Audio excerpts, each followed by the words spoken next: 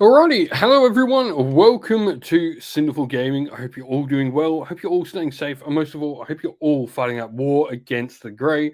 Hope the sound and stream is going to be all right. Doing it from the kitchen table today because the wife is out, so I've got the kitties that have just gone to bed. Almost missed start of the stream myself, but we are here. It is freezing. So we're going to throw the jacket on. It's way too cold at the moment.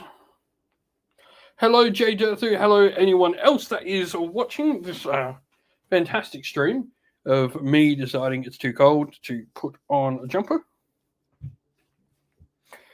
So yeah, as always, we're going to do some hobby, do some chat about what's going to happen at the reveal show. Currently working on the brand new starter set for Warhammer Underworlds. So these are the Slaanesh ones. And so I've got an interesting one with Slaanesh. So I've got like lots of greens and yellows and black. The idea is like to be sort of like toxic goth theme Slaanesh. So ravers, essentially. I've even done like I'm not sure if you can see it there, the face paint. Got like the star on one eye and then like the bleeding makeup on the other one. Sindri, hello. So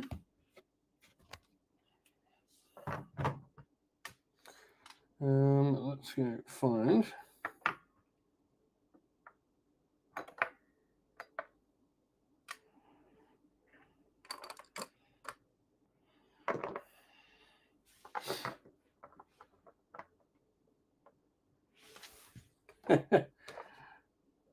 I mean, it's not really too much like like Toxic Goth isn't.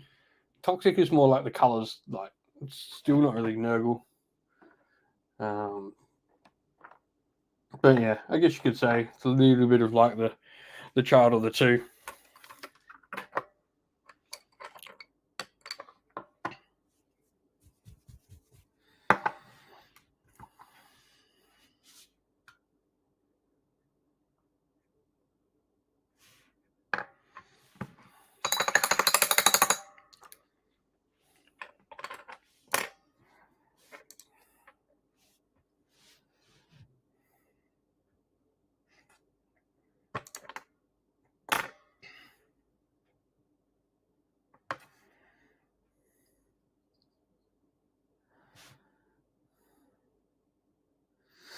Yeah, like Judas said, that's always been like an interesting one too. Like I think reminds me very much of like how we've got some units in Skaven that are a mix of the two. Like you have Stormfiends, which are Molder cross Clan Scryer, or you had the Poison Wind Launcher, or Plague Claw Catapult, which is Scryer cross Pestilence.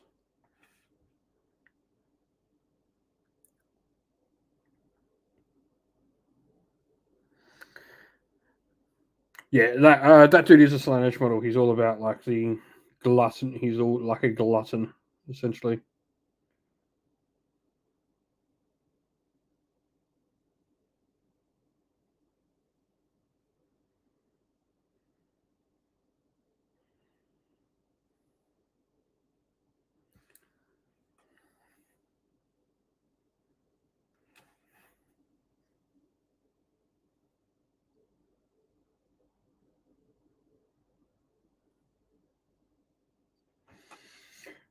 I think more than that, I'd like to see like more generic demons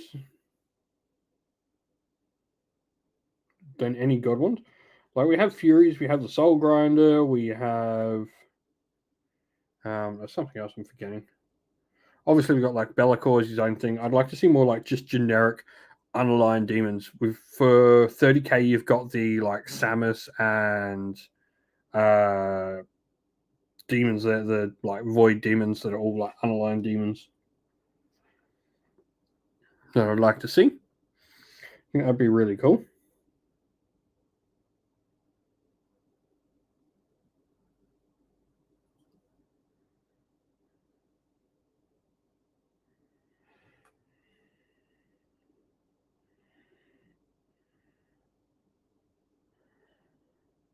Yeah.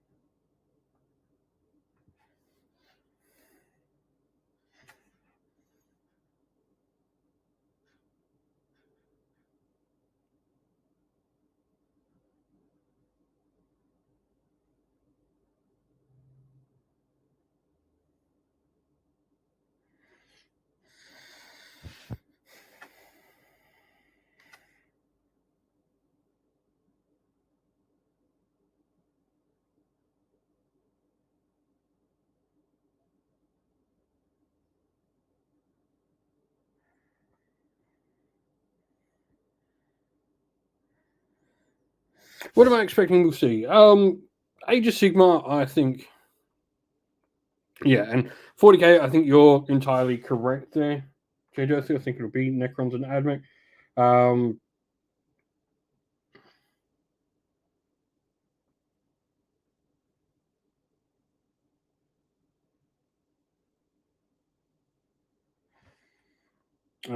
Age of Sigma, I think we'll see the uh, next Dawnbringer book, which may be Fleshy to Courts. I don't think it'll be a battle tome. I think we get like a battle tome update, which I am completely fine with. Like at this point of an edition, I'd rather not get a battle tome for Flesh of the Courts, wait for the new edition proper, get a proper battle tome when the edition launches, rather than a battle tome that isn't made for the edition.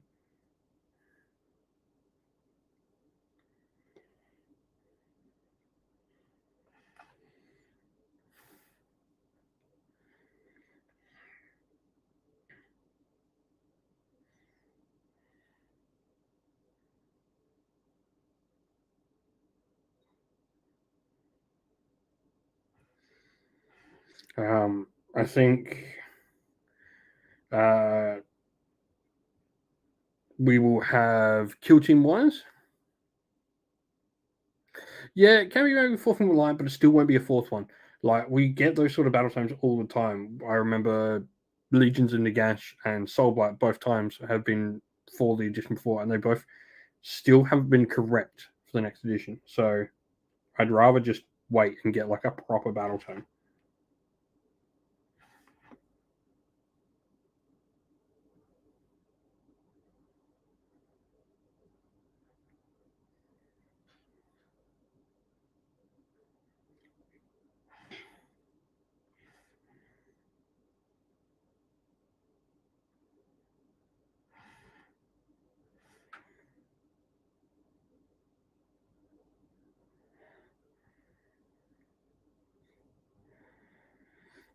They're still not entirely for the edition. I think I'd rather just wait and get like a proper edition battle tome with that. But I think that's probably what we'll see for Age of Sigma. 40k, like you said, Necrons and Agmech. Kill Team will be Scouts, because if you know that Space Marine Scouts weren't released, they'll be in Kill Team. Apparently, rumors are it might be Eldar, so maybe something cool like Striking Scorpions on the other side could be really fun.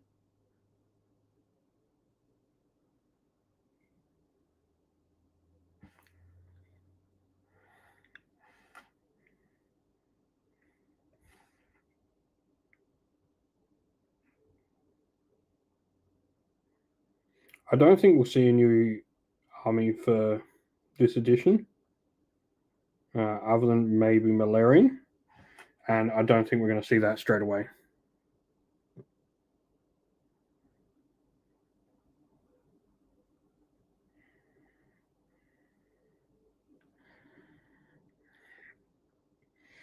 Yeah, I just think like kill team of like striking scorpions with some cool, interesting weapon options on them could be really fun for kill team.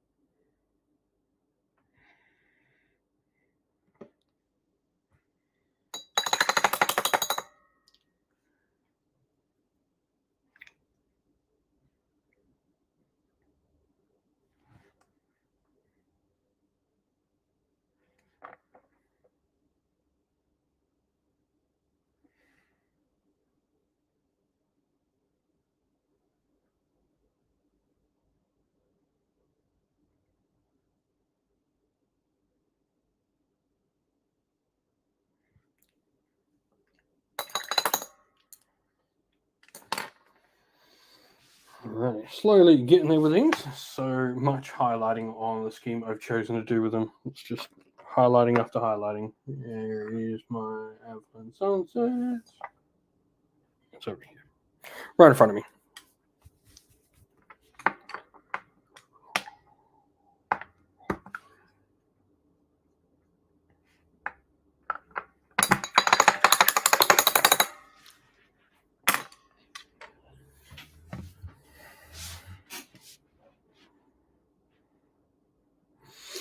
Kill team, I would liken to Kill Team is probably likened to Warcry, maybe a little bit more in depth and complex than Warcry. You can play most games Kill Team in under an hour when you get the hang of it.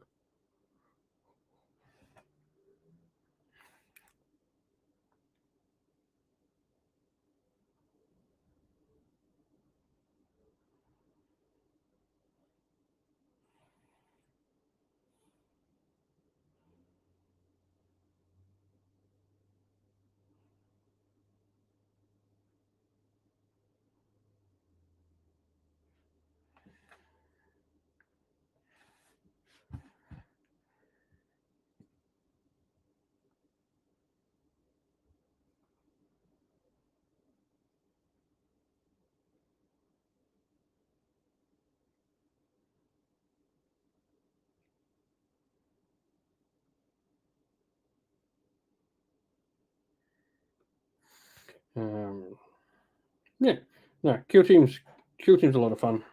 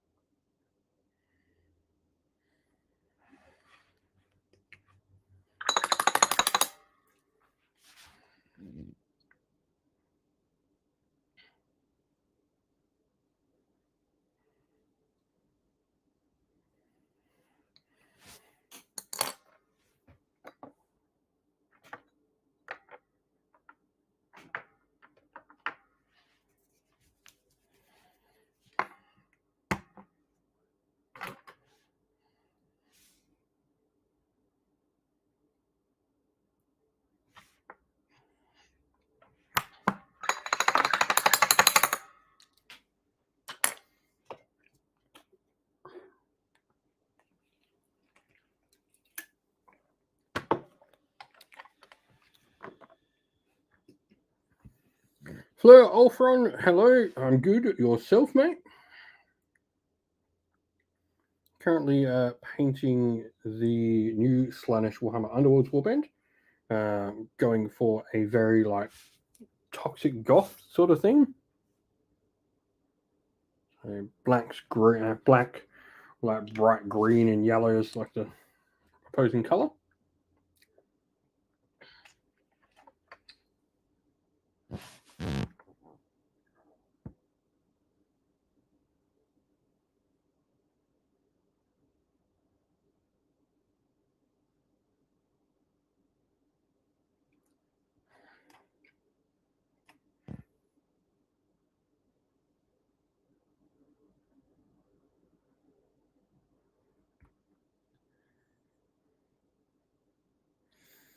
Yeah, I mean, Underworlds and Warcry just got like their big release not so long ago, so not too worried about not seeing them.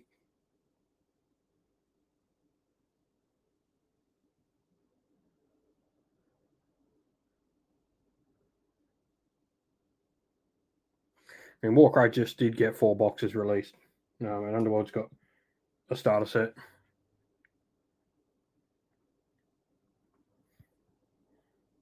New Warcraft stuff is amazing. I've still got the Cruel Boys to paint up. Finished up the cities, ogres. I've got the Cruel Boys as well. And then I've got a set of the Fire Slayers on order for myself.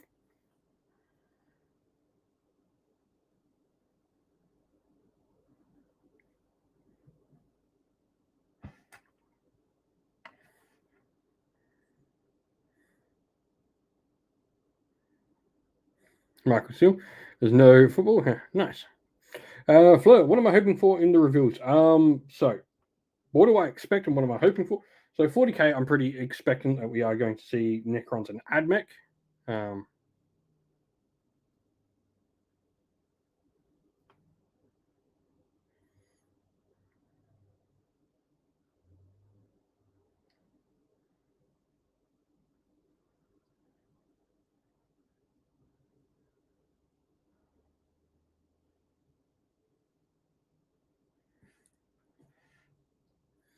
For Neth.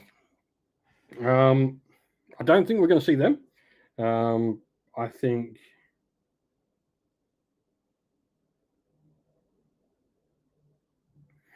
so what do we have?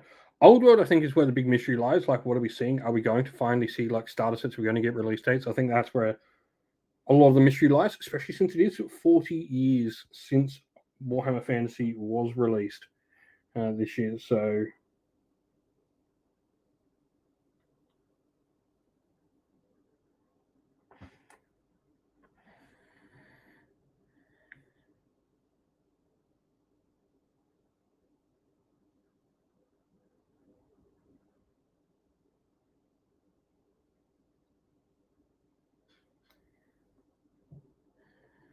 I think Feck's a good shout. I don't think we'll see a battle tome. I reckon we'll see a battle tome update, much like we have seen with the Iron Jaws. I think that's probably what we'll see for Feck, which isn't a bad thing.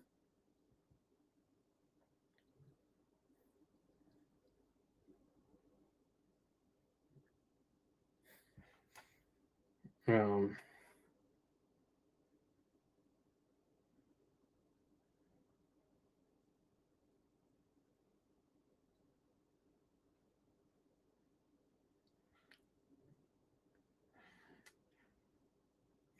Well, Epic Heresy's not on the list of stuff that is being revealed. Like, Heresy's not on there in any form, so I don't think that's going to happen today.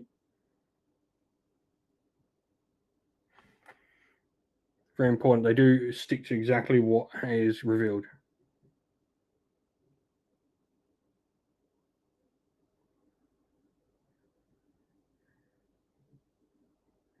Yeah, 40k will be Necrons and Admech, without a doubt.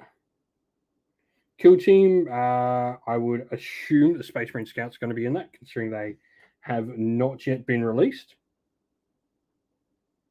That just seems like the logical thing for me.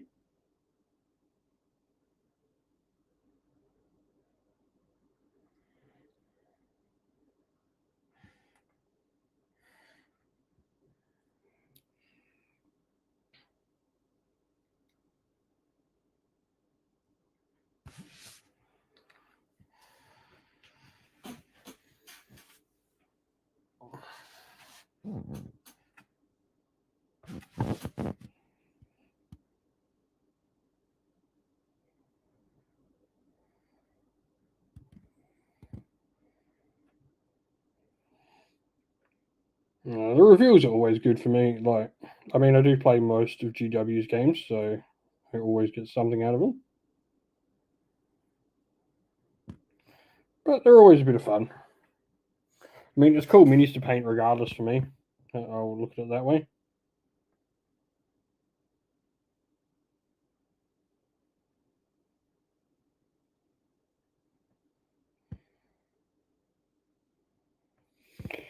Fair card, the last one. And like I was saying this to J before that, you know what? At this point, I would rather wait another 6 months or 8 months or whatever and get a FEC battle tome made for the new edition rather than a halfway point book. I'd just rather wait at this point. I've waited so long for a FEC book, just wait a bit longer and get a proper book.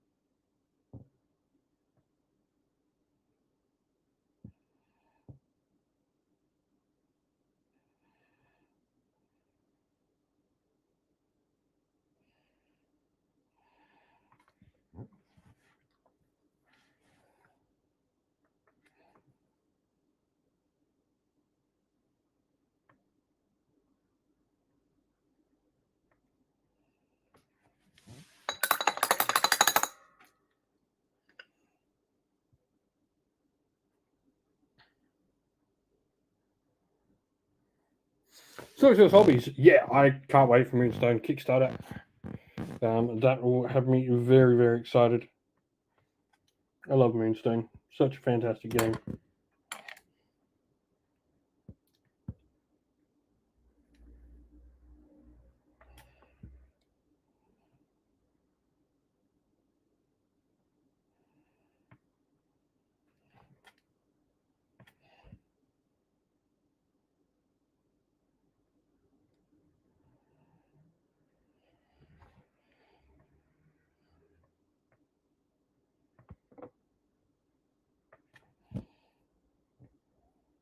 Sylvaneth would be fun. Like getting more Sylvaneth would be fun. I mean, especially if it is a particular Kernothi.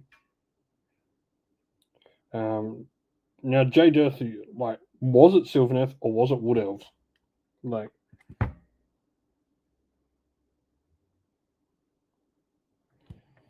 not instant. Hello.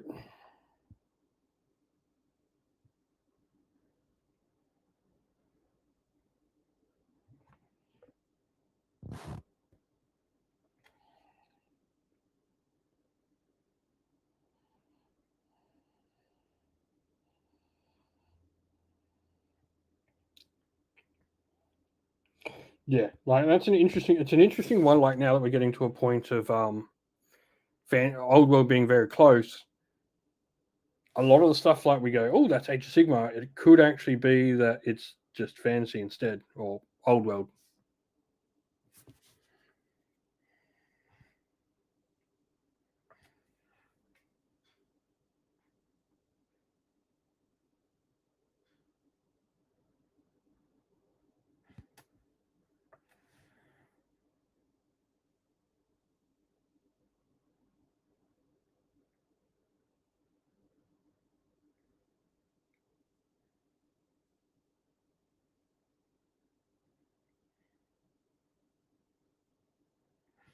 Like we're at that point now where like things we assume might be Age of Sigmar could be old world stuff coming.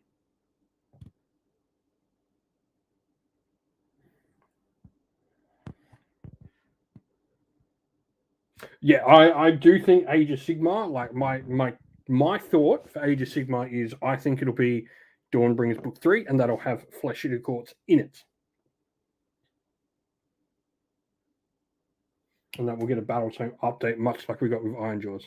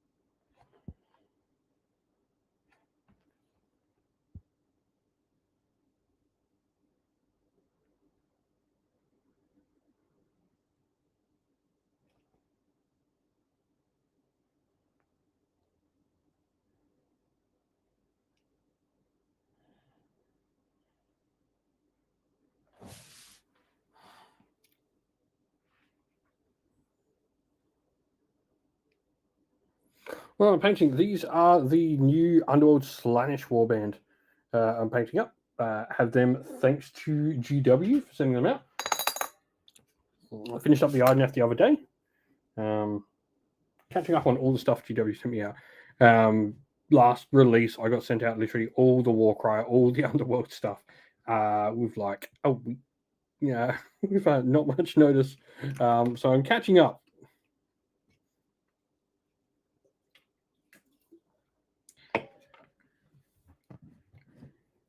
But I'm painting them in like a toxic goth style theme. So lots of like bright yellow and green to go along with like black.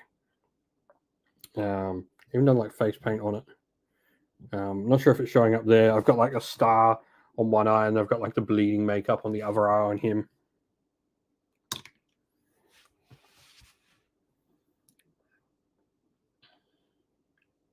It's like very like ravers style theme. The reveal, so I think it'll be roughly about 2 hours away. We normally start a bit early for anyone who doesn't come and watch. We normally start a bit early, hang out, hobby, chat, and all that good stuff.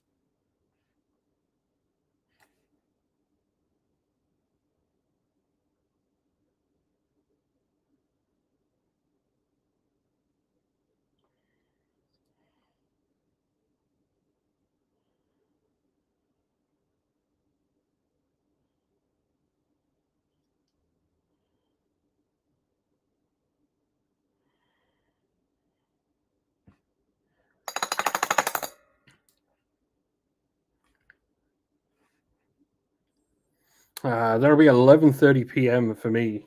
Done.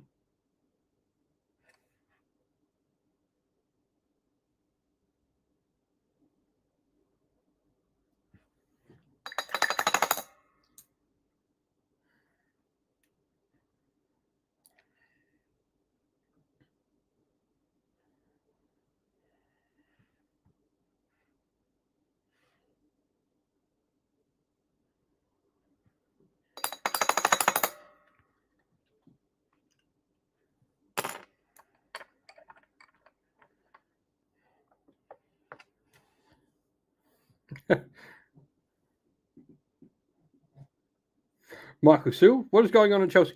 A project. That's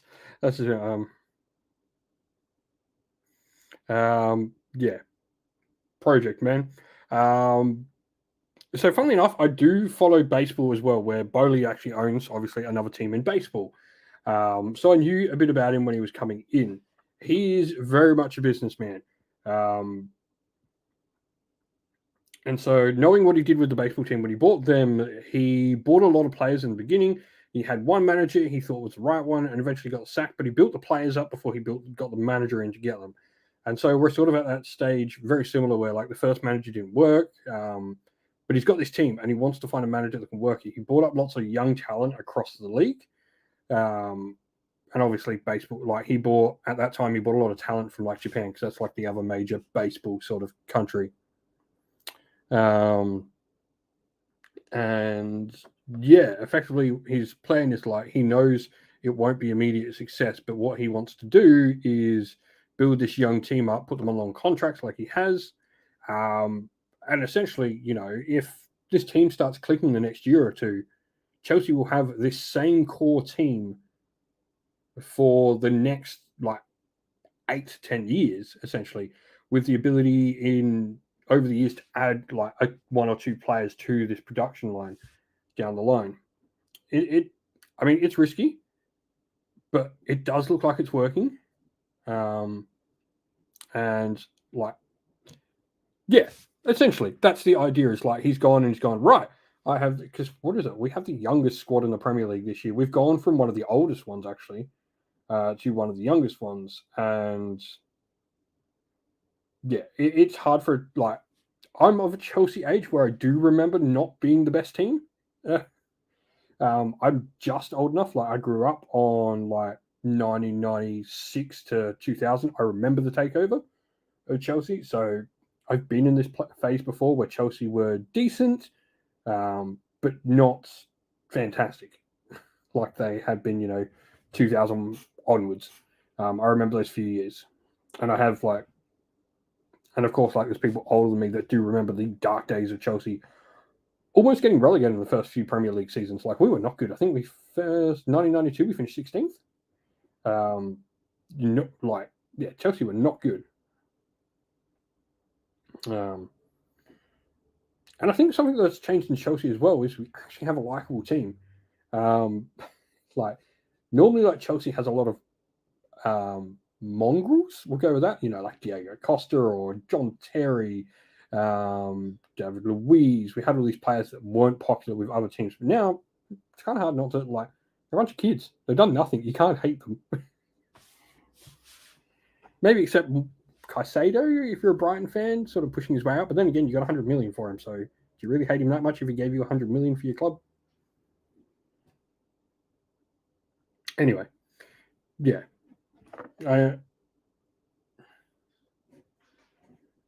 You can tell.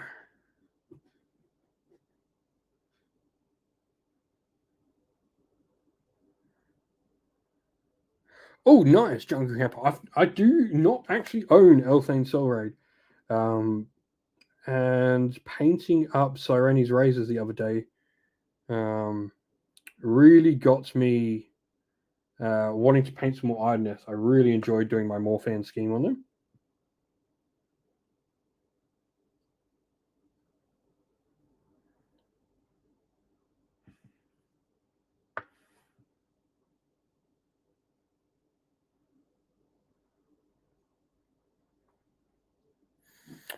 So quite excited to so we should have Blood Bowl on the channel. Hopefully within the next couple of weeks we'll have our first Blood Bowl games up and running. GW actually sent me out the Vampire team the other week. I painted them up, which was pretty sweet. My little boy actually picked the colors for the Blood Bowl team, and they are painted up in the colors of Blippi. It's a kids' TV character. So they are orange and blue, and they actually look pretty cool. And I'm not going to lie, sorely tempted to potentially do an orange and blue undead army because I was really happy with how it turned out.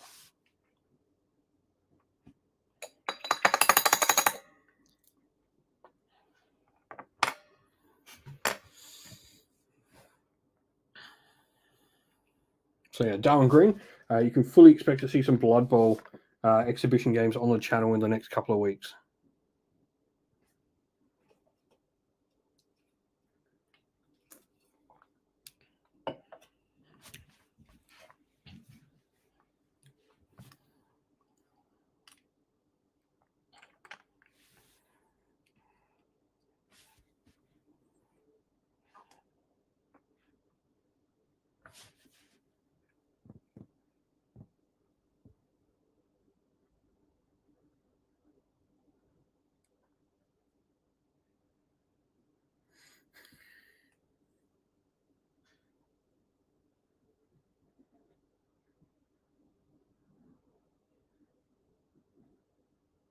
Oh, very nice, Michael. Hades, yeah, it's a little bit late for Eastern States tonight, this one.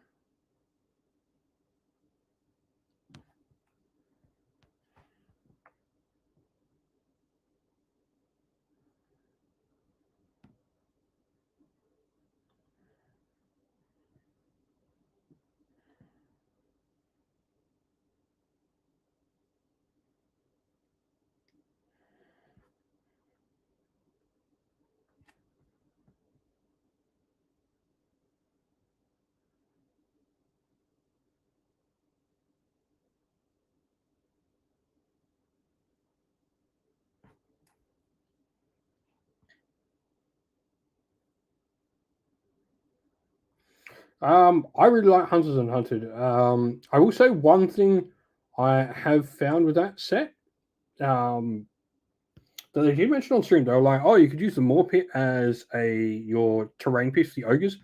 No, that Moor Pit is huge. It is about 3 times the size of the Moor pot. So that was my one big note taking away from it, of like information that GW sort of said on stream that you could. I mean, in a friendly game you could, but the Ogre's Moor pot is like an area effect, so you're gaining quite a bit of area using it. So I don't think it's in casual games. Sure, in a competitive setting, you certainly would not be allowed to use it. It is huge. It's really cool though. The set there is really nice. I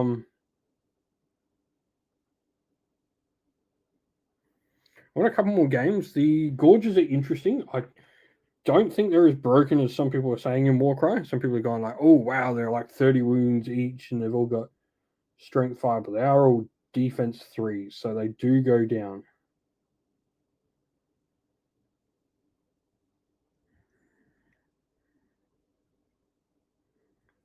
I mean, the Morpient has its own rules for Warcry, the game it's been released for. So I don't know. I'm not really in the point of caring if a Warcry model or an Underworlds model gets rules for Age of Sigmar. I want to play them in the game they're meant to be played in. And like, I think that like people talk about like Warcry is an interesting one because it is much more of a casual person's game. It doesn't get talked about in like the circles as much. Like,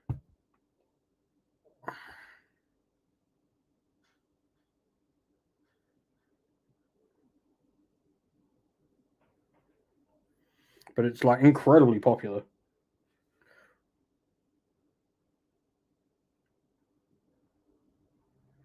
Like, I'll say this: Warcry continuously gets me a lot of my views.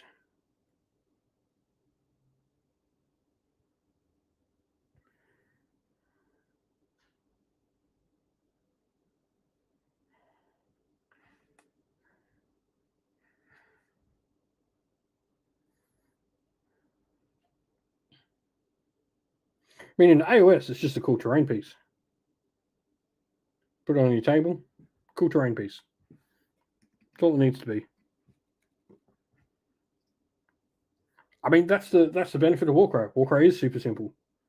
Like, that's the selling point of it. When you start looking at like some of the warbands you're combining, there are other people that cover Warcry. You've got podcasts out there that do Warcry. You've got Ash from GMT does a lot of Warcry as well.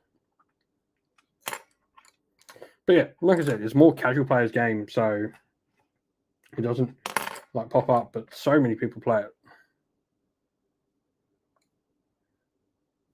I don't know, like Warcry has quite a bit to it as a game.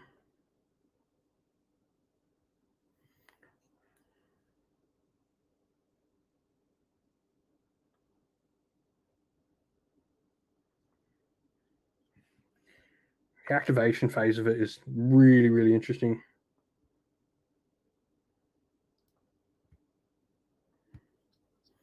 I also like Warcry for the fact like the missions aren't just kill everything.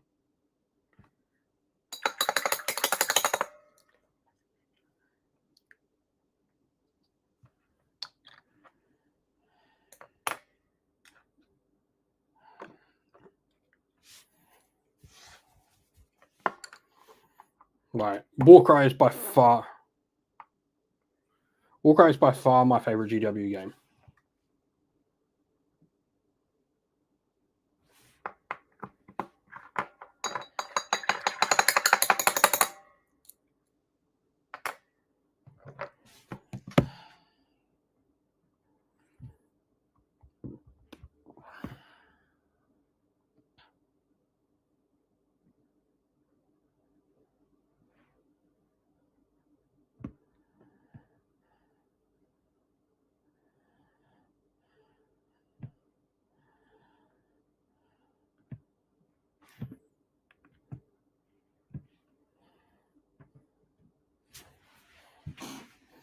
Necromunda is a very different sort of game though. Like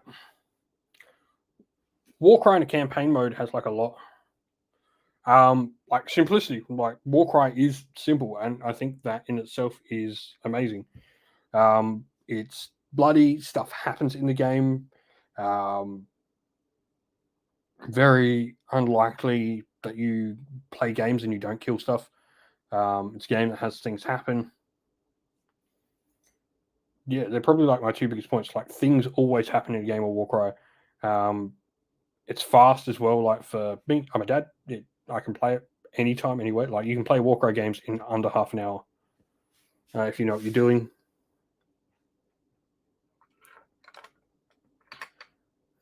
It also has one of the best miniature ranges GW put out. Um,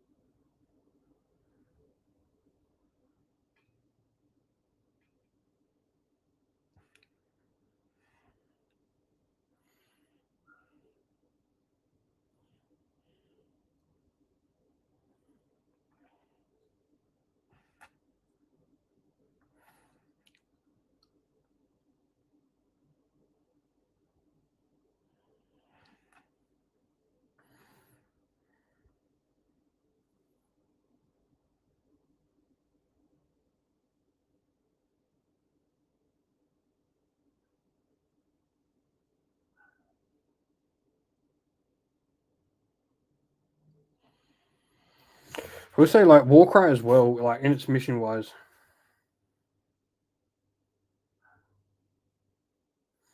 Um, like I like the way Warcry plays missions.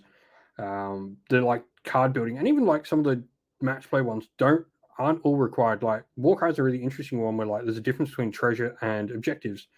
Um, which like treasure is something you pick up and carry, objectives are something you control, and some scenarios have both of the things at the same time.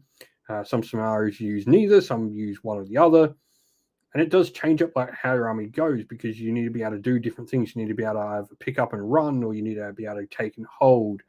When you start playing multiple different like games with the same list of Warcry, you need to be able to have a warband that can fight on different fronts and fight in different ways as well. Like you need to be able to win in different ways with Warcry.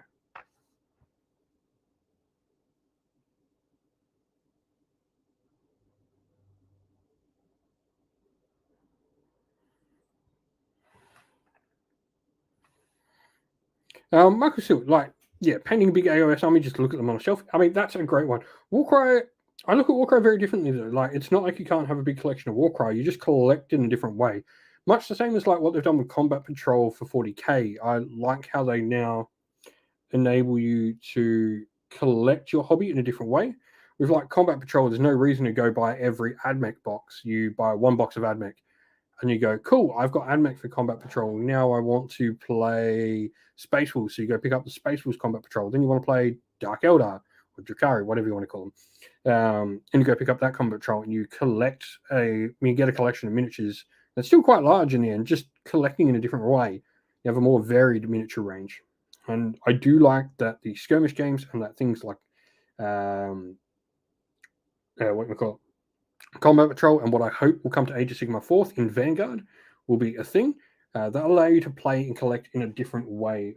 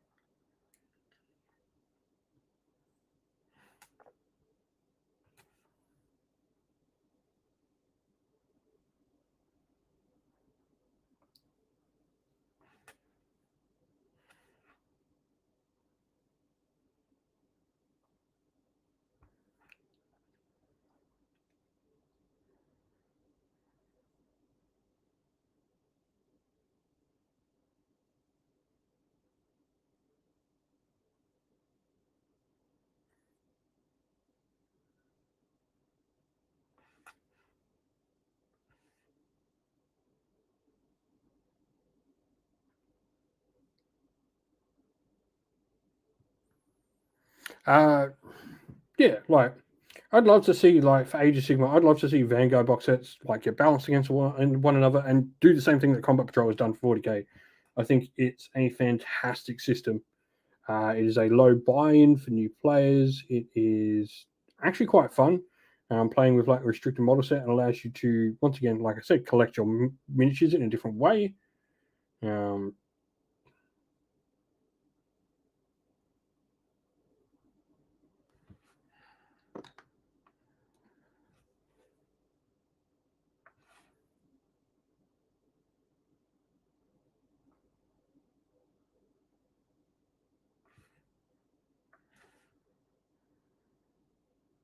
Yep. Yeah. So with Vanguard, you literally just go download the Vanguard rules for off Warhammer Community, and you play with what's in the box.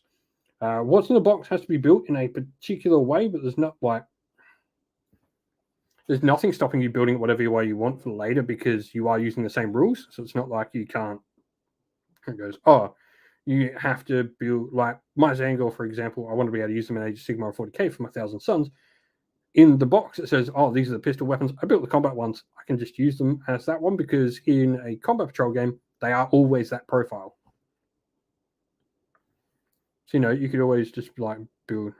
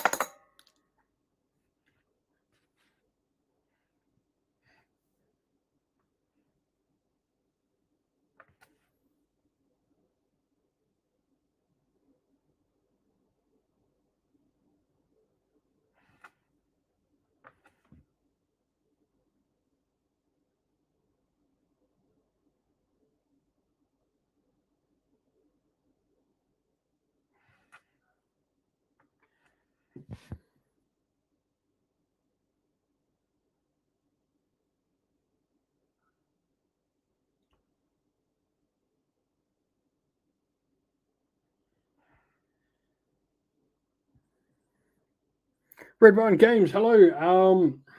But I would hope we're going to like get some release information. Um, that would be my hope. Like, just give us the release information.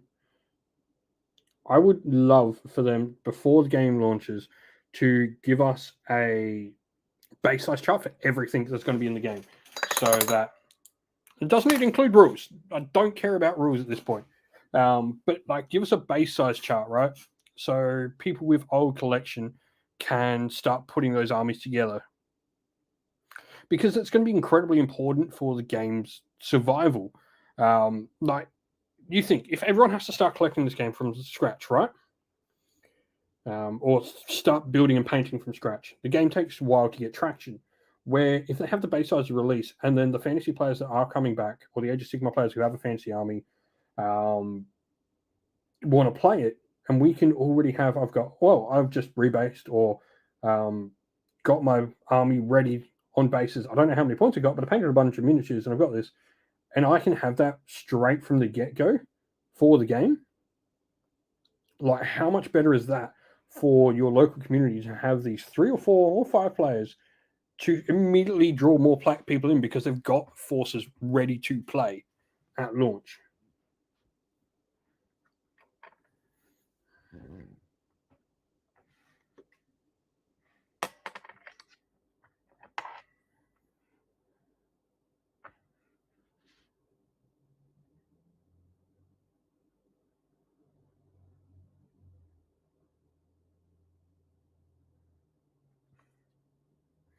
Yeah, I've got dwarves, I've got empire, I've got dark elves. I'm probably going to build up a Skaven. I've got wood elves.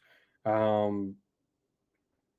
know my cousin Stephen, who you've seen on the channel, he's terrifying. He's got a bunch of old Saurus and stuff. And he's just like, well, these will just be going to old world for like his Saurus cavern and stuff like that.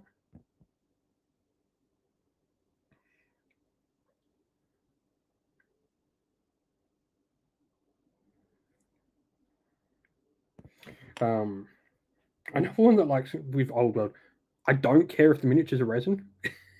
Like, resin gets such a bad reputation in GW circles because people remember Finecast, and like there are so many games with high quality resin miniatures. I mean, 3D printing is all resin. Like, it can't not be. um,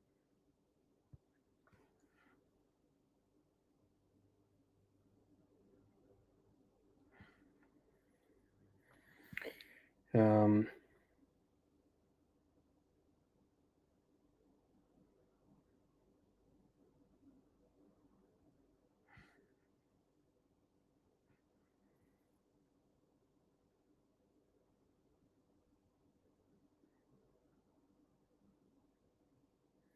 yeah, resin is definitely not Finecast, and like, but it has like Finecast has left this mark on like the GW community. Um, like Finecast has this like left this sort of mark on the community that resin is bad, and it's not like even pewter miniatures. I don't mind metal. I still play. There are plenty of games out there that release metal miniatures. Infinity for one of them, fantastic miniatures. They're metal. I don't care. Metal miniatures require a little bit of extra work, but I think that's part of the like learning process. Top tip: if you're ever painting a metal miniature, spray your base coat down, varnish it.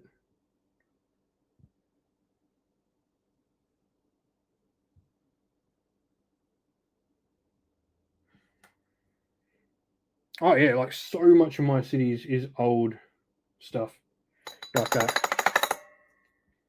My Black Ark Fleet Master I've been using for years is Lukia Felhart.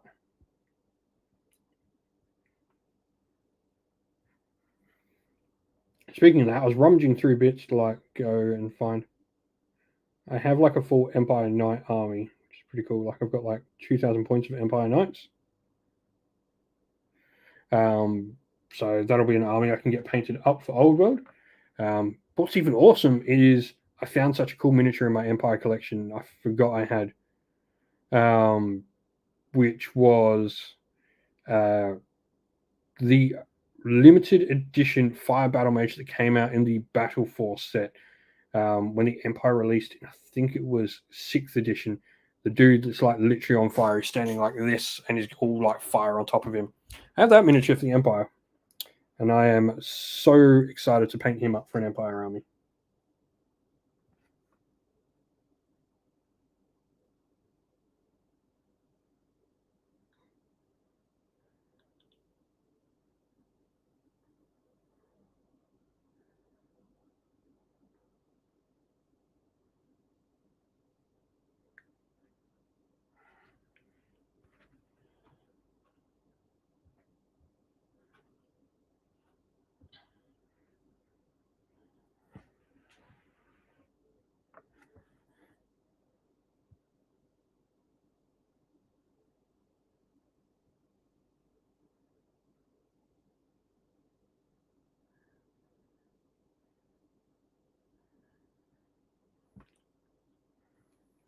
Yeah, yeah, I've got a few of them. I've got like the Wood Elf BSB that was only available in like their big box set. I love that when you got like these special alternate miniatures. I've got the Beastman Banner Bearer as well that came in the Beastman one. The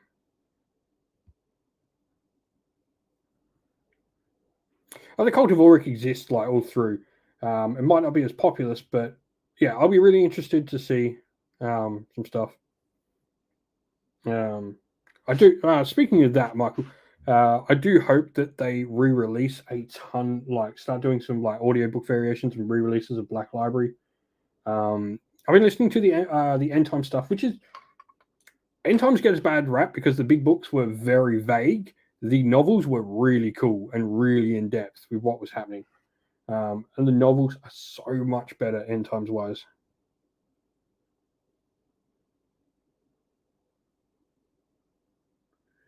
They just released the last one on audiobook, which is obviously Archaon. So I'll finish that up. They've obviously been re-releasing Go Track in new audio for like the old world ones. And they had the Vampire Genevieve ones come out not too long ago when the horror stuff started, which was cool.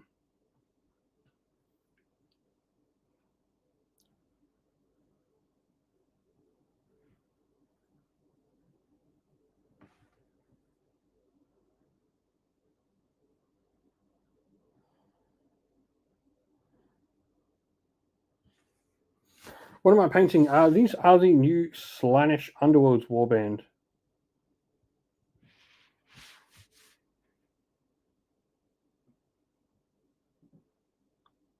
Oh, nice. I will have to.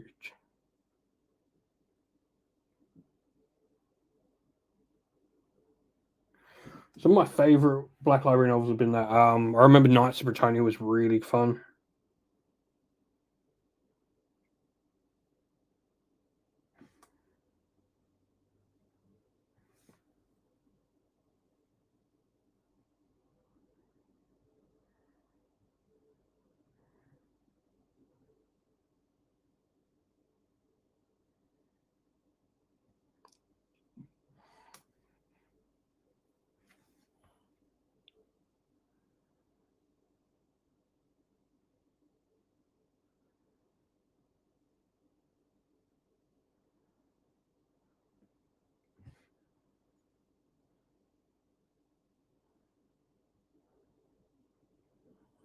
Nice. My first army back in the day was Skaven.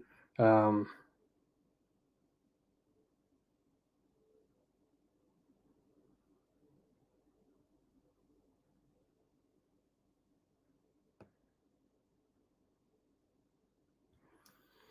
my first models were Wood Elves, but I started Wood Elves.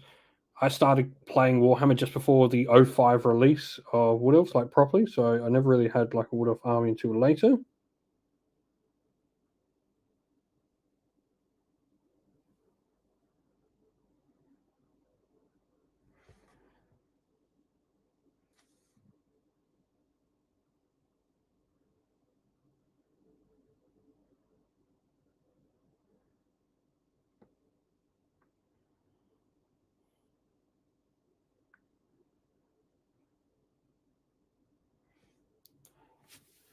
Nice. I've always had a fun spot for Skaven.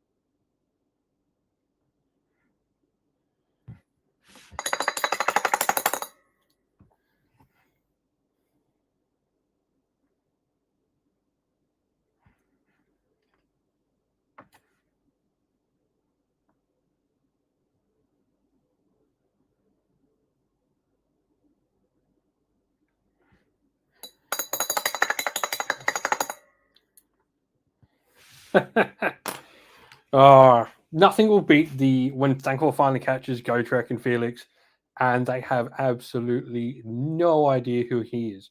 At least in the Age of Sigmar ones, Gotrek now knows who the Gracie is. Haven't interacted an awful lot yet, but he knows he's out there.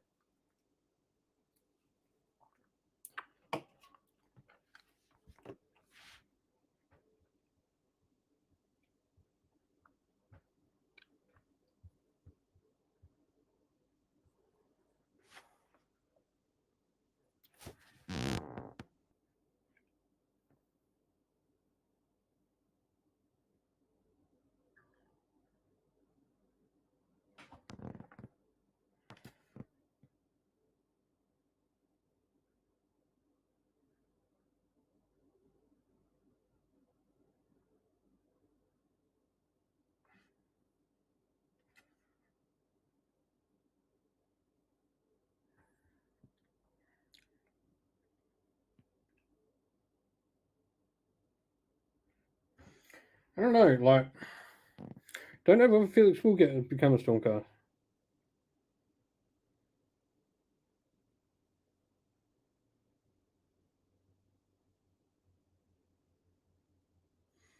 Like, so Gotrek's like sort of given up hope. Like, Gotrek has sort of realized that he can't wander around the mortal realms just continuously like sobbing for Felix. That's sort of the point Gotrek's at now.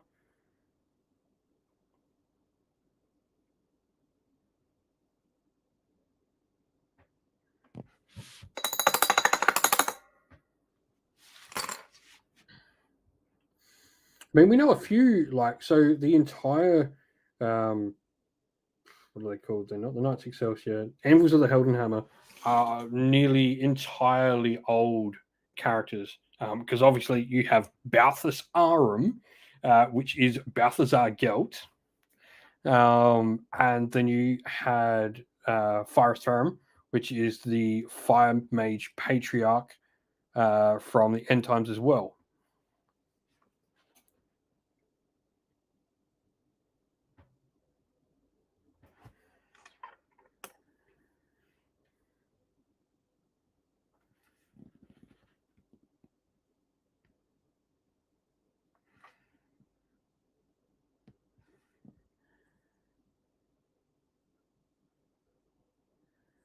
Oh, awesome, man. I am glad that I was a help there.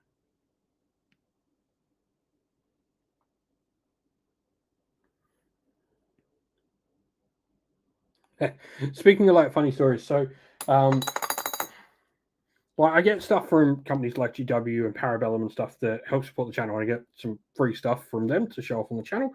Um, my little boy now, when I get parcels, he's only 4. Funnily enough, his name's Orion. He is literally named after my favorite Wood Elf character.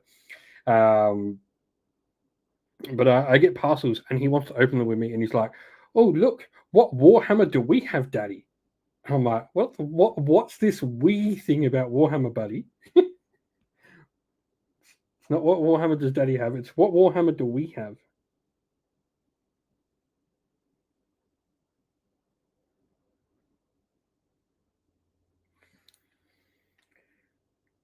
But he's really into it all. Like he's only 4, but he's like really into like he likes like dragons and stuff like that. So um,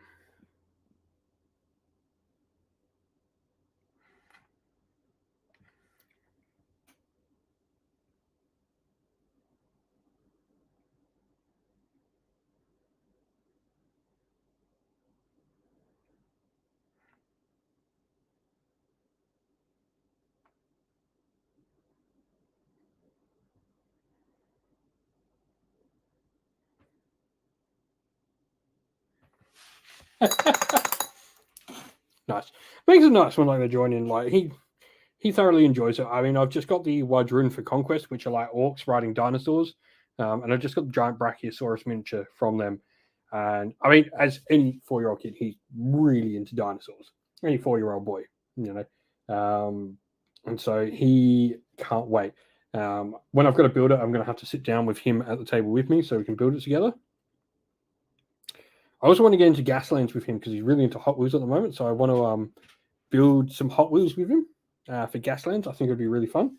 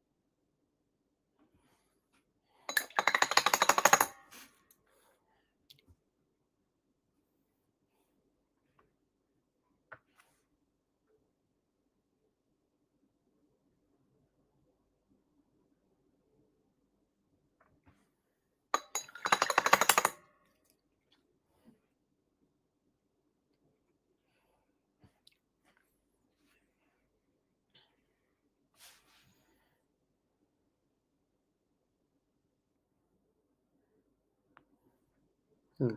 Quite digging the scheme on like these guys. It doesn't show up too well on the camera here, unfortunately. But like, it's nice. It's a different Slanish scheme. Um, Something a bit different than what I've done a lot of.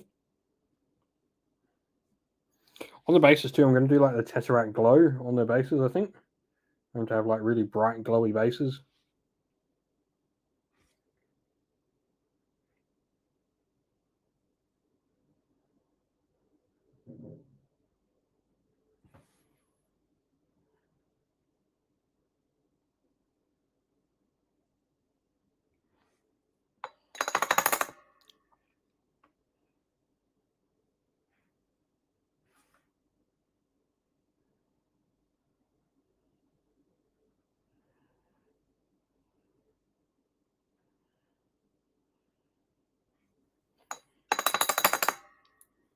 Son asked about Mordheim, parenting goal. I mean, yeah, that's like asking about a game like Mordheim.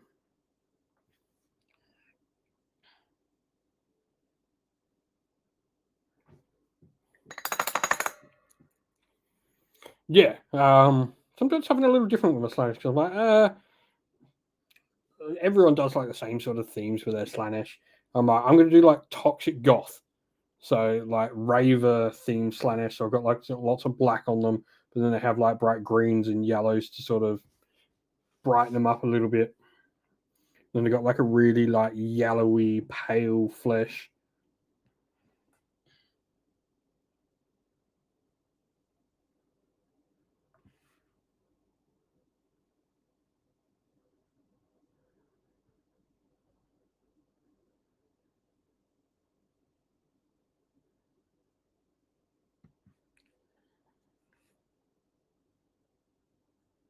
Oh, nice.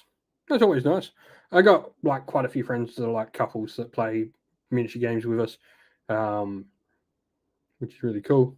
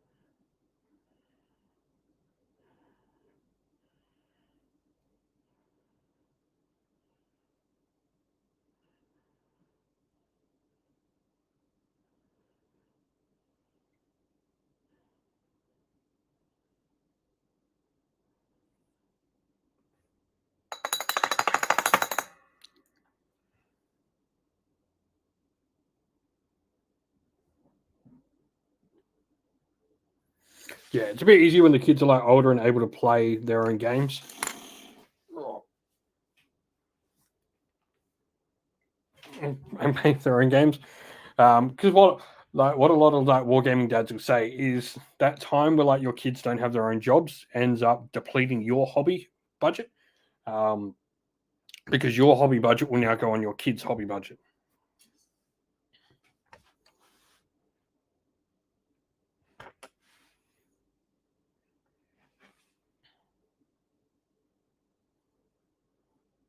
My little boy is really good. Like he understands that like their models, their like thing.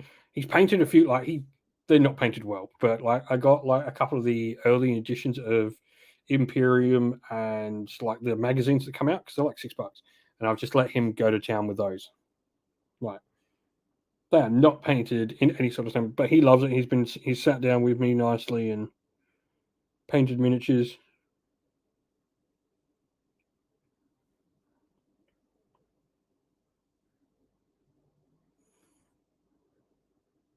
It's always good to give your kids a little like creative outlet as well.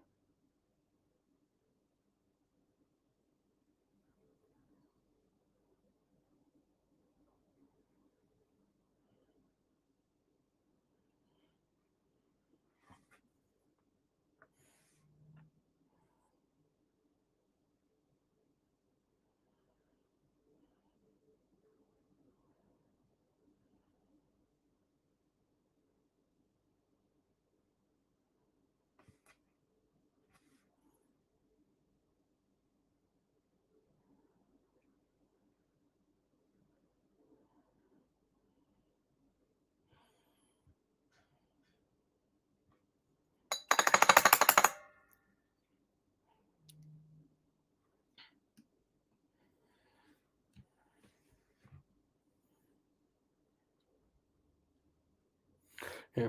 Funnily enough, my daughter's really good with them. She's 5 and like my daughter's disabled. Um, she's non-verbal autistic, but she's actually really fantastic with the miniatures. If I have them just like thrown to the side of the table after I played a game and not tidied up in my office, she'll go into my office and like stand them all up and line them all up quite nicely. Like she's really, really good with them. She actually picks up dice all over my room and puts them back in the dice container because that's where dice go. Um, but she's really like good with all my miniatures. It's quite fun. Um, she's got a good go with all the minis.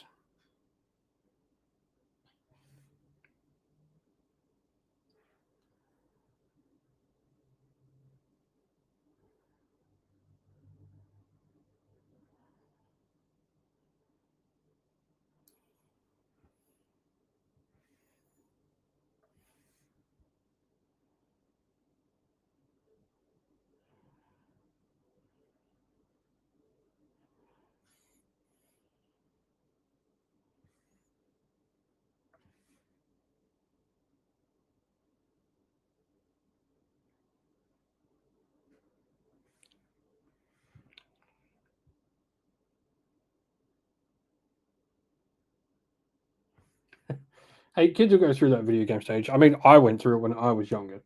I went through that stage of playing video games more. I think like we all go through that stage, like as adolescents, where we get to that age where we realize the other gender's a thing. Is probably the easiest way to put it.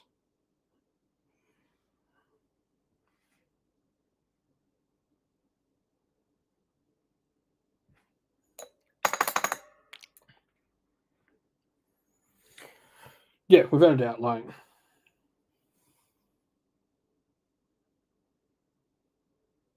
it's a great way to meet like other kids too. Like it's a great social thing. Um, like mine are a bit young for it, but I know like my local game stores do like kids nights for D&D or like Pokemon nights, like Pokemon card game nights for kids and all that.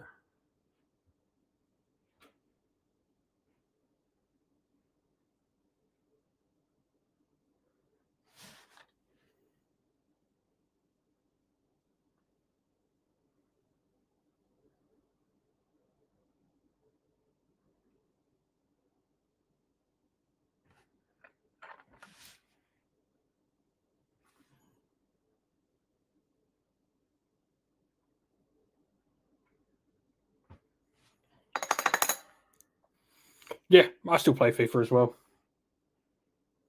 FIFA, Skyrim, and Pokemon are my big video game weaknesses. I don't play too many others besides that.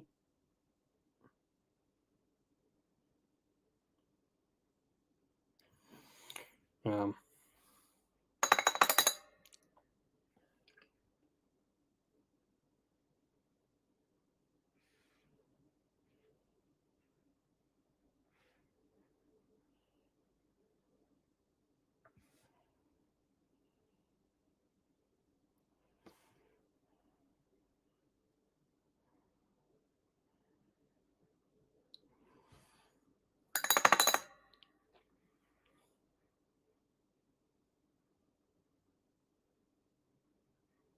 oh, nice.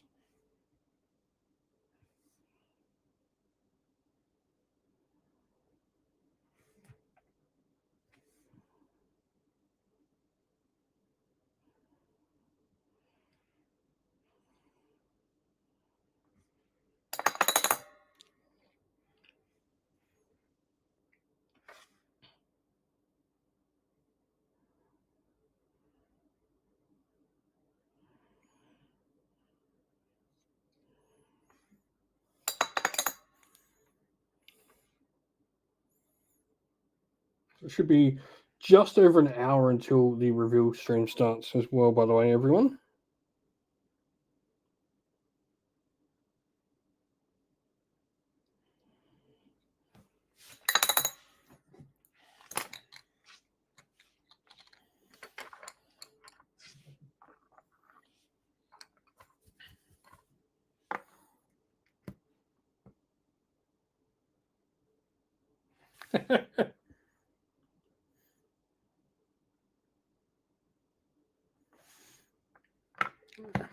One of my mates works at one of the high schools, and he ended up putting a Warhammer club together. I donated a ton of just stuff that wasn't getting used to the club, and the kids absolutely loved it.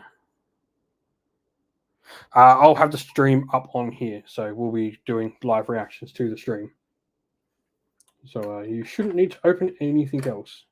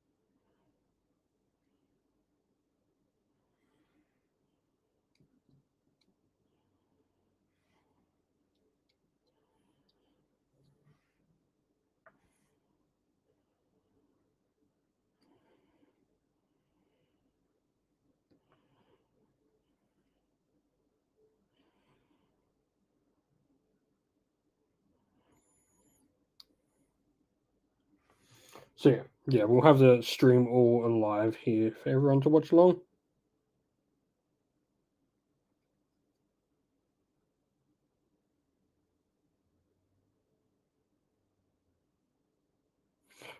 Somebody, yeah.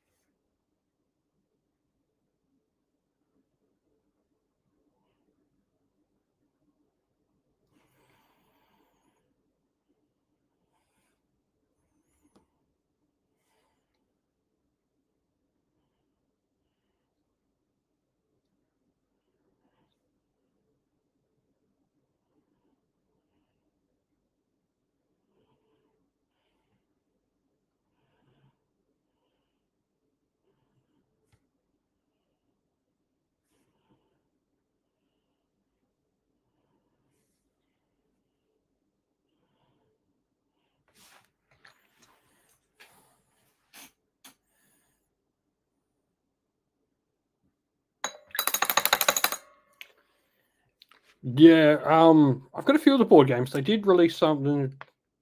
Don't think they're stocked at Zing anymore. They did release a couple of the board games a while ago that I picked up from Zing, which were pretty cool. I've got to get them all painted properly, and I'll put them up on the channel.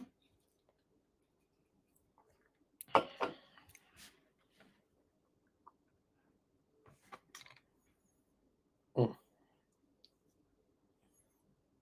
Someone in my eye.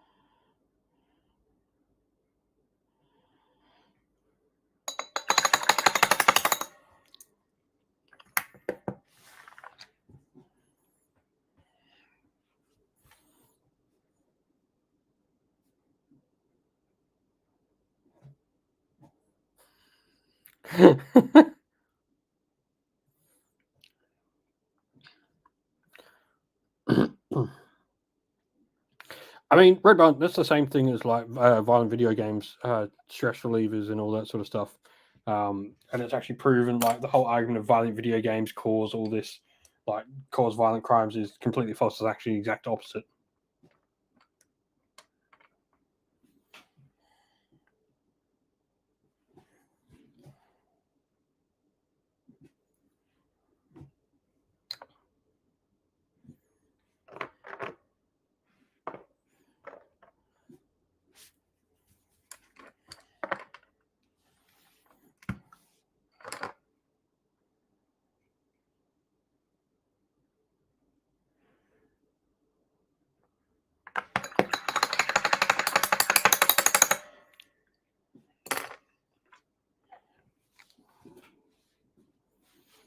Should be done these pretty soon.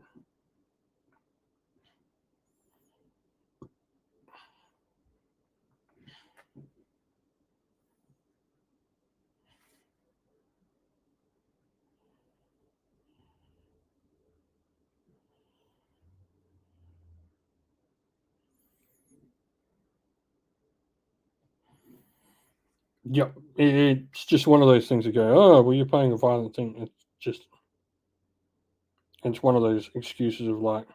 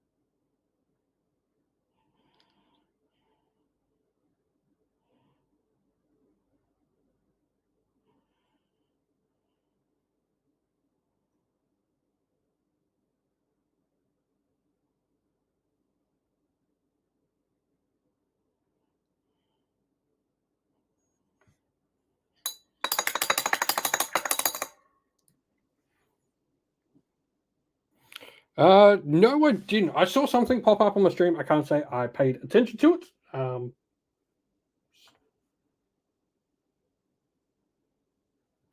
Um, yeah, I do use Army Painter wet palette. Got it right down here.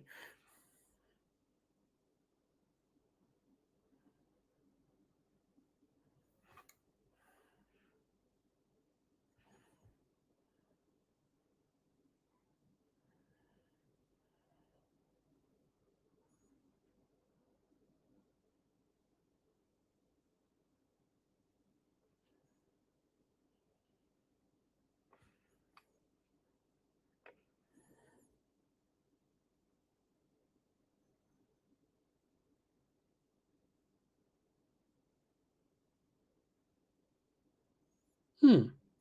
That'll be interesting to see, like how that sort of works and reacts. Um, like it'll be a tool. Won't be like some. Like I think we've all learnt a lesson from GW where they like try to sell contrast as just one use solves everything situation. That's just not what contrast is. It's a tool in your toolbox. Um,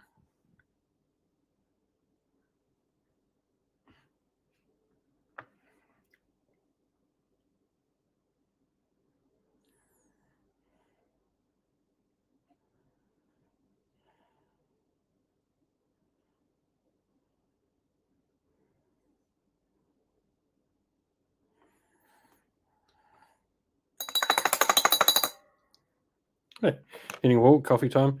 Yeah. I mean, I got the energy drink keeping me awake here.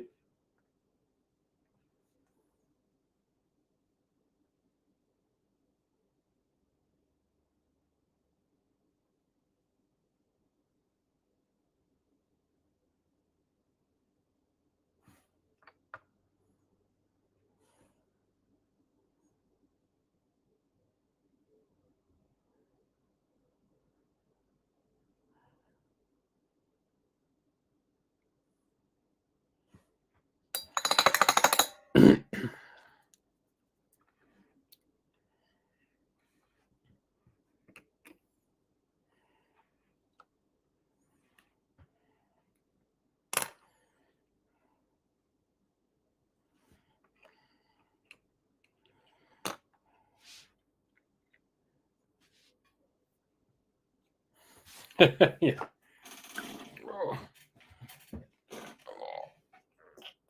Oh, just stretch and crack in the back. Good to go.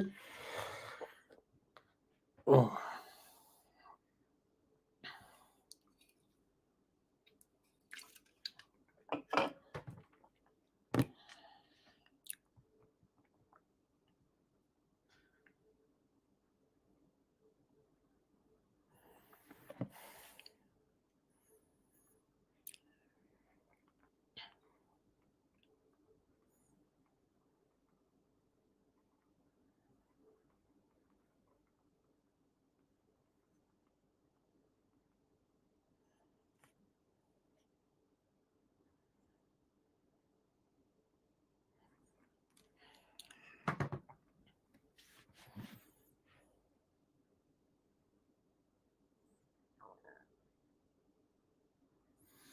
Yeah, no, it's going to get hot soon, and we're supposed to have a really hot summer coming up, which is not going to be fun.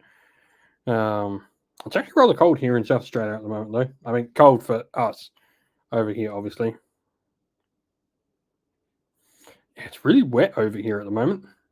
We had a 32 the other day, but like, yeah, it was really wet here. It's just been grey for the past couple of days. I feel like I'm in the UK with how miserable the weather's been.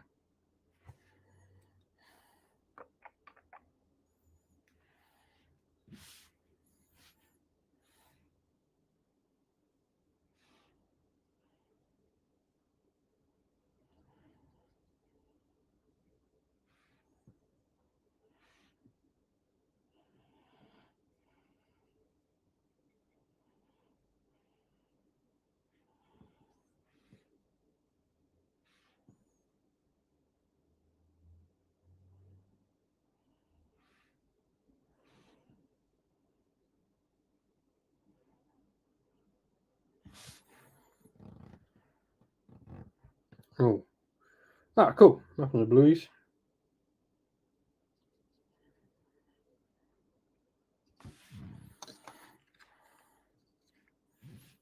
I'm in like where I'm in South Australia, like 15 minutes, we start going up in Adelaide Hills.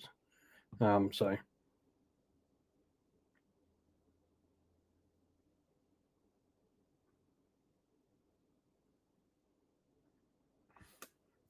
8 is too cold for me. No. I mean, then again, like nothing's really too cold when you have a heater. Like I look at it this way: you can keep putting layers of clothes on. There's only so much you can take off before it becomes illegal to go out in public.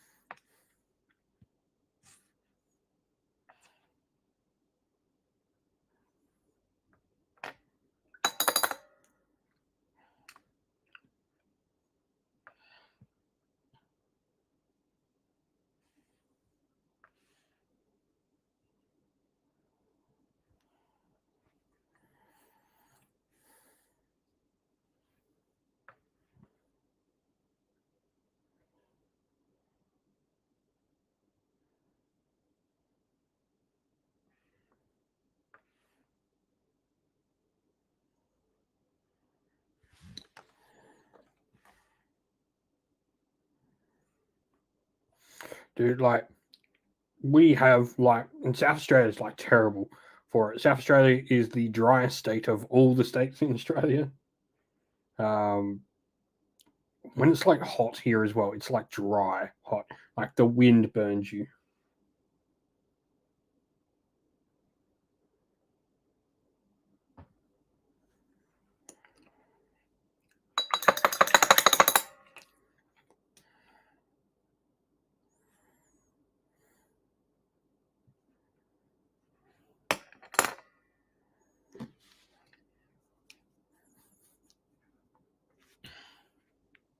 That's why so many Australians have beards. It stops facial burn.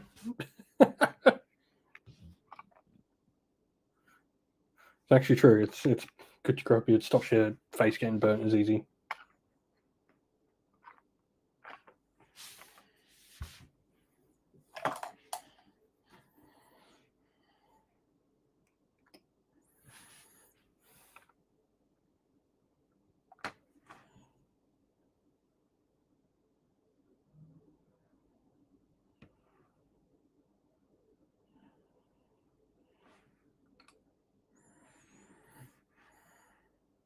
Oh yeah, humidity in Queensland can go just die in a hole.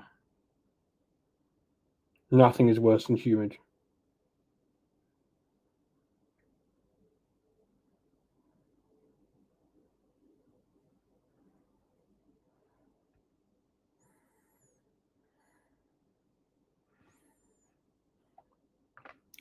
Yeah, no, humid. No, no, thank you.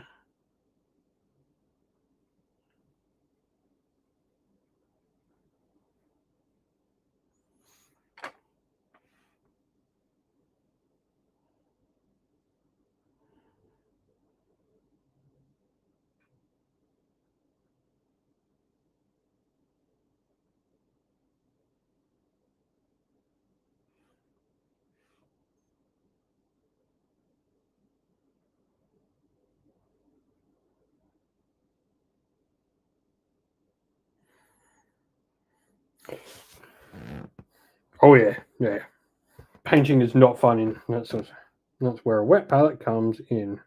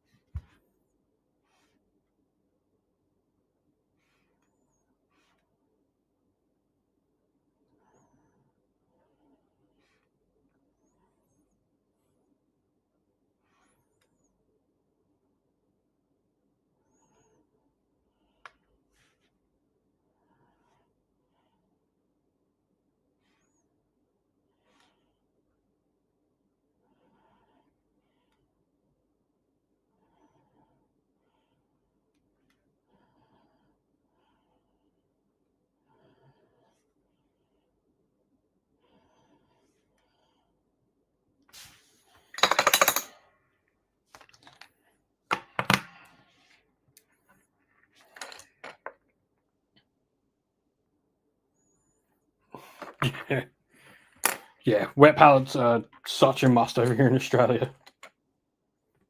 Don't think it matters where you are in Australia. A wet palette is pretty important.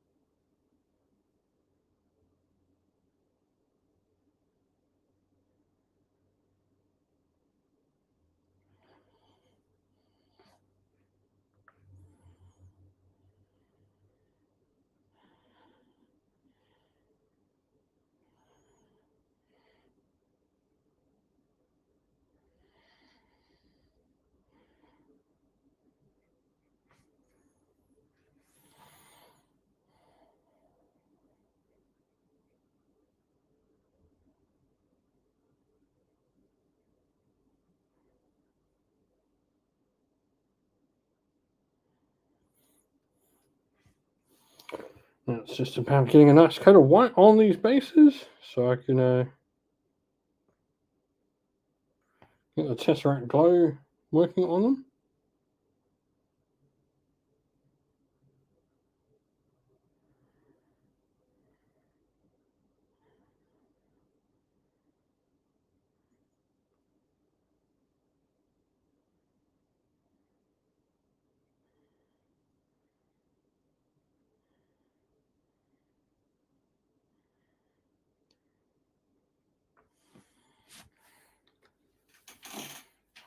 Oh.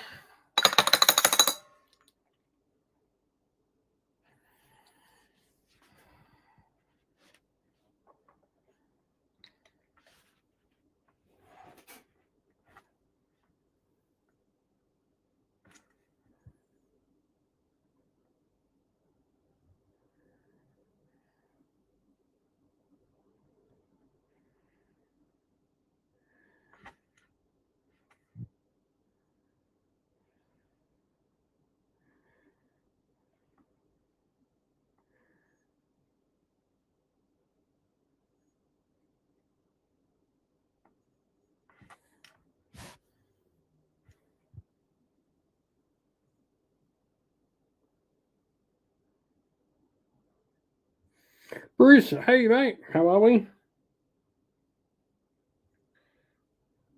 I am doing well. Yourself? Just finishing up the Slaanesh Warband for Warhammer Underworlds. I mean, we are going to see 40k reveals. There's going to be a decent. I think Old World will be the big sort of premiere. 40k. I'll be interested to see what we're going to see for 40k because, like, I hope we aren't just going to go into the days of one character. Like, I hate that. Give me a unit. Give me a unit or a couple of releases for each army. I'm interested in Necrons because I've got a little Necron collection.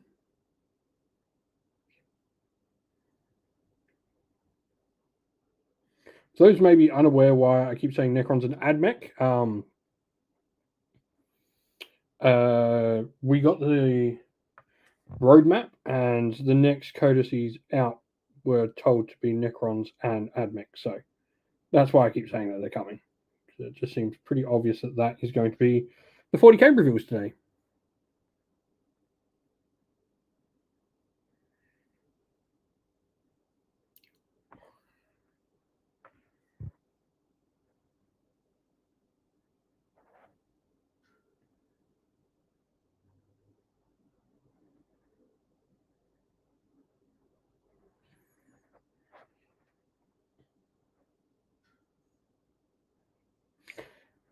Thanks, Michael. Now I've got stuck in my head is here's Brucey.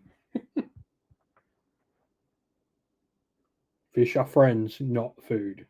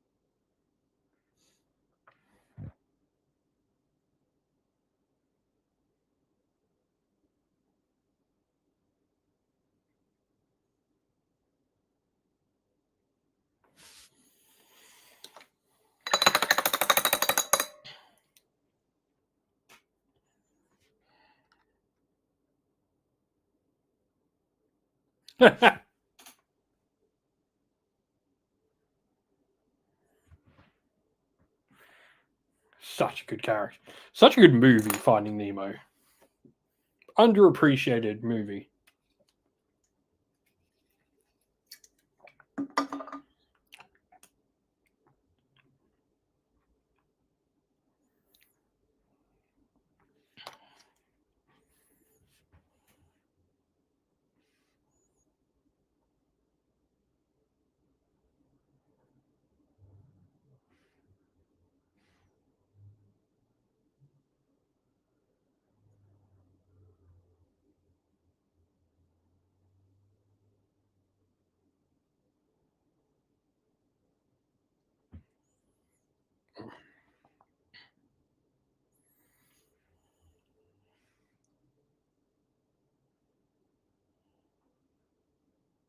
Speaking of good shark movies, you know what is another underappreciated shark movie or like fish movie? Shark Tale. Watch that. That was on Netflix the other day, and watched that with my little boy. Man, I forgot how good that movie was.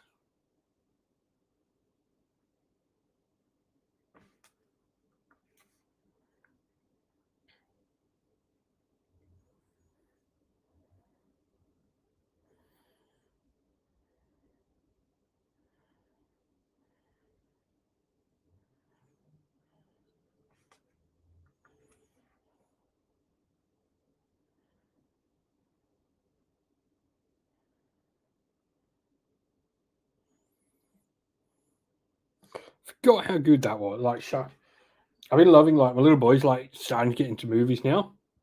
Like not just like his little kids TV shows. So um, he's absolutely in love with Puss in Boots, the Last Wish movie, which has of all things, death as a bad guy, like actual death.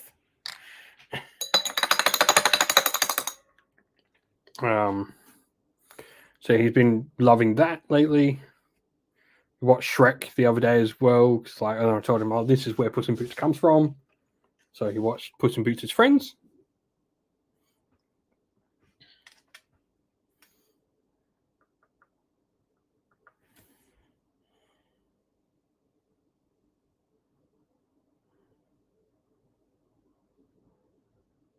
Yeah, Antonio Banderas, Puss in Boots.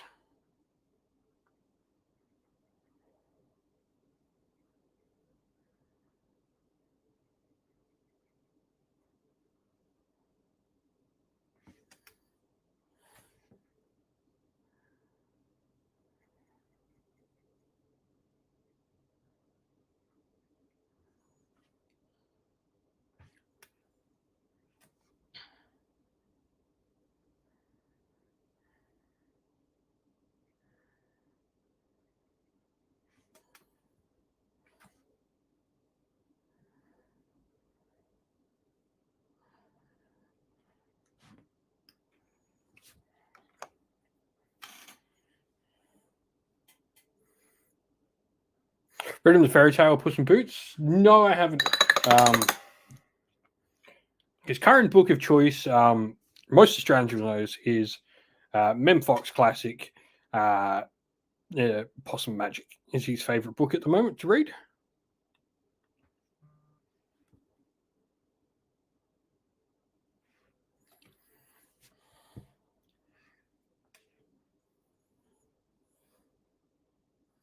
For any Aussies out there, you will know Possum Magic.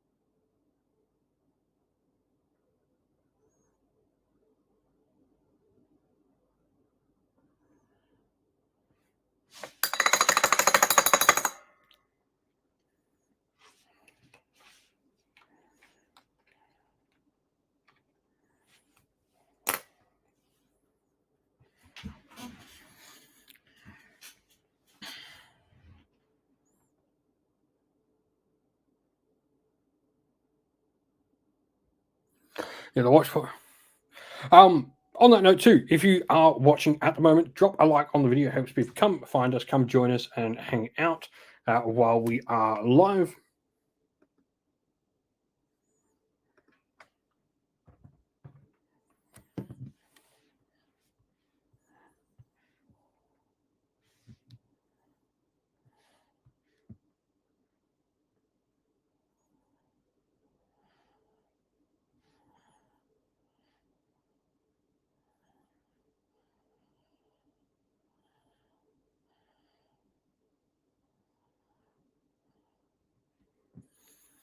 And also, if you, at this point, do my normal sort of spiel.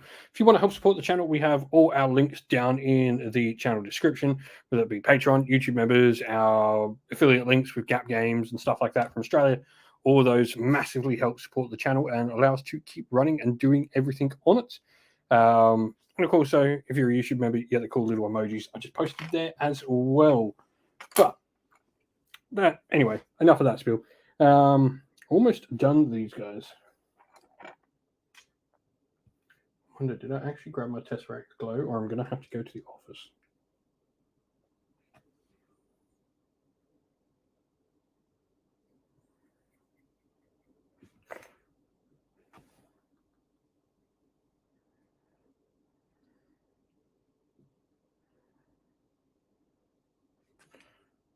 But yeah.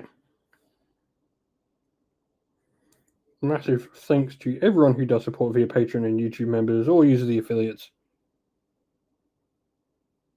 Yeah, so in the video's description, there is an affiliate link. All you have to do when you buy from Gap Games is just go through the affiliate link.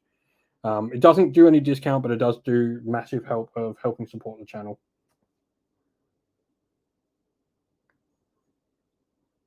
We see a little bit of kickback every time our link is used. So, yeah. Gap don't do that. Depending on what games you're into, Parabellum, if you're into Conquest and stuff like that, we have discount codes for that. Baron of Dice is a discount code for that as well. But yeah, everyone who helps support on Patreon, YouTube members, Gap Game affiliate, whatever the couple of dollars Patreon or YouTube members throws us, it is massive support to the channel. Yeah, I don't think like Gap can do any more of a discount without like seriously affecting their overhead. Considering they're 21% off most of the time anyway.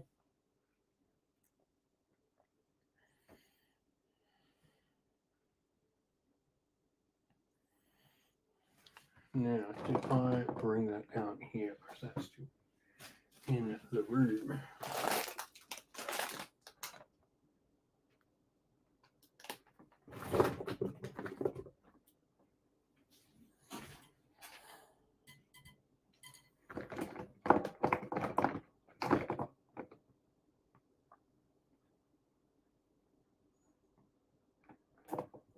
Yeah, if you grab stuff from Gap Games and you use that, don't stress at all, man. Dude, being here and watching and liking videos is more than enough help. All that helps the algorithm, which is the most important thing to appease the algorithm. But yeah, if you use that, that is massive support to the channel, man. That was me.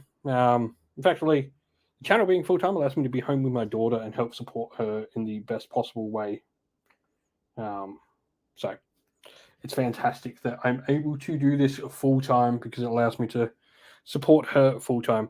Anyway, I've got to pop to the office just outside for 1 sec. I am going to put up the loading screen, take this off, and I will be back in a second.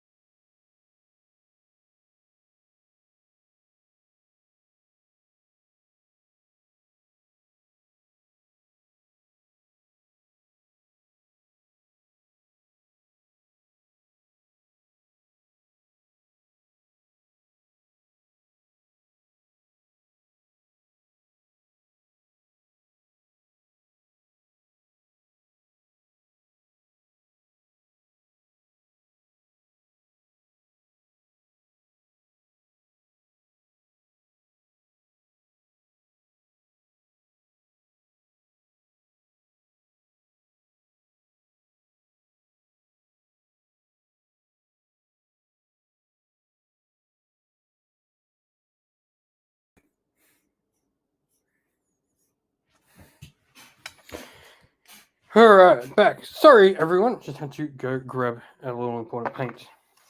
So yeah, what are we saying? What are we hoping to see? Old World, definitely looking for some sweet nostalgia. Yeah, I mean, Old World is probably my big one of what I want to see more than anything.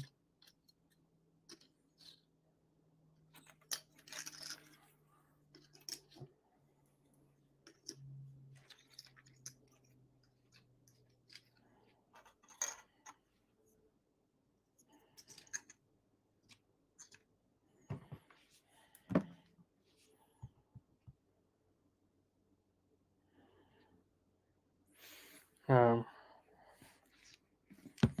Concerned they're only supporting 9 armies with Old World. I think that'll be from the start. Like, I think they are tempering their expectations of what's going to go. So you're definitely going to have like these things that are going to be like partly sort of released and stuff like that. I will pull up and get the stream ready in a sec. Just going to check something.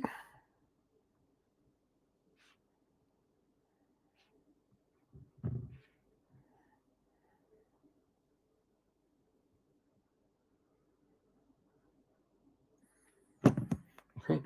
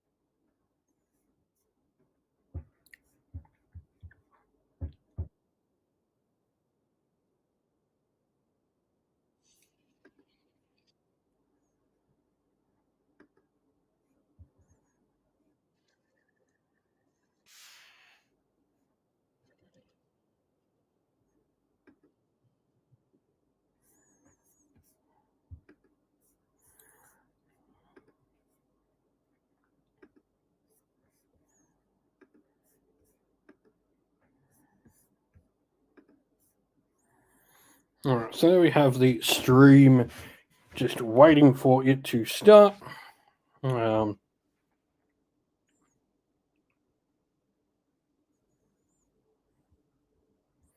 Nice, yeah. I've got an old dwarf army as well. Now that'll be getting used.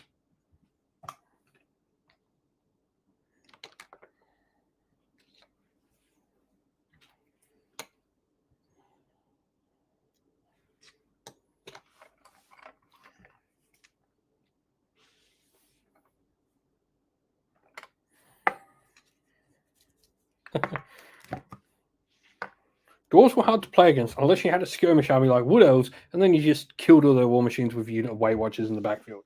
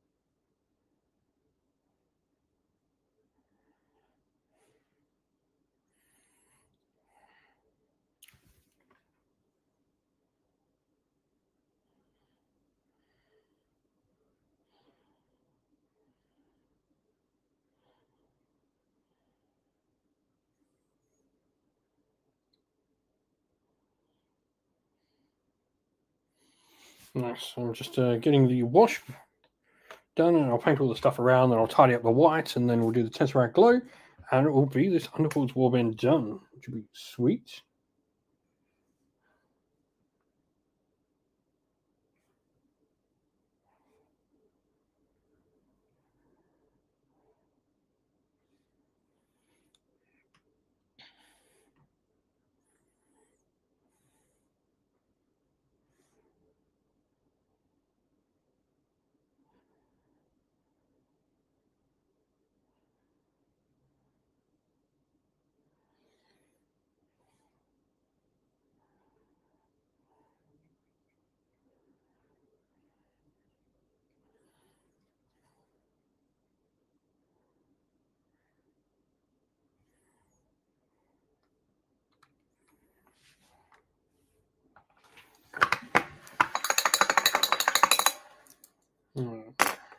Need a bit of Ushabti Boon.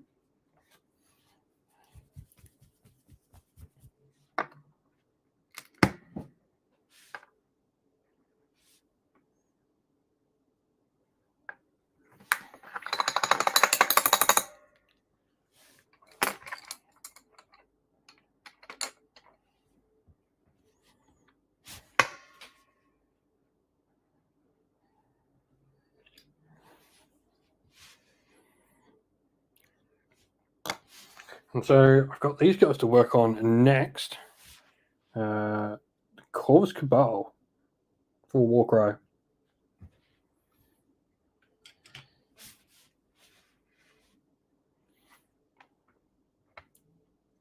So that'll be my next little quick project.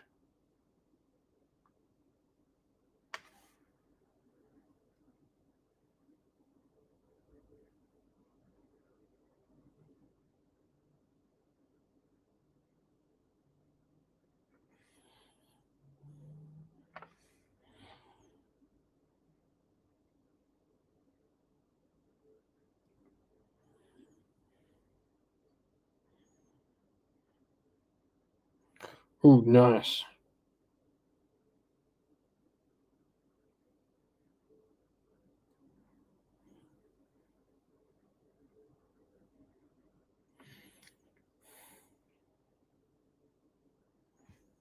Poor Snorri. So sadly, Snorri is confirmed as dead in Age of Sigmar. If you didn't know as well, there's part of when Godric goes to the realm of death, he actually meets Snorri's spirit.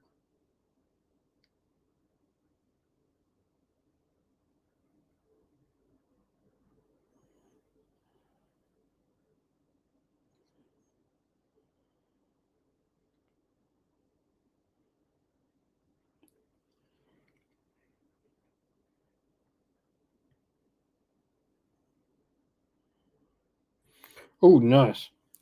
I'm going to be doing mine up as kingfishers. So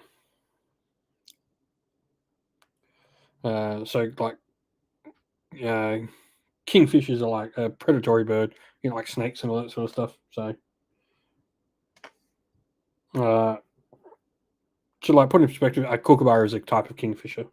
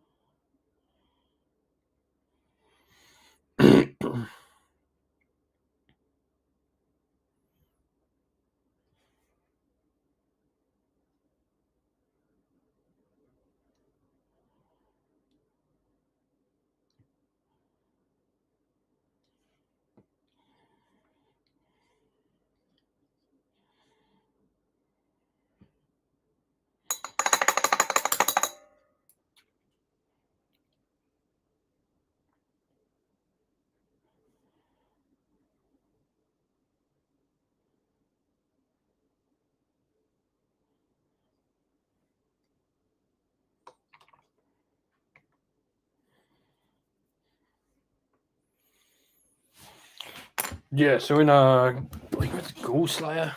I think it's Ghoul. No, yeah, I'm pretty sure it's Ghoulslayer. He goes and yeah, he's in the realm of death, and he meet. Oh no, it's not Ghoulslayer. It's the original one. It's the Realm Slayer audio drama. He finds Snorri's ghost.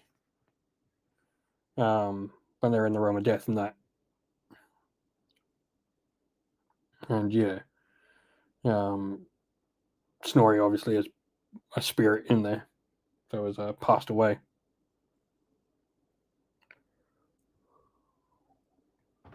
We're getting close to reveal time.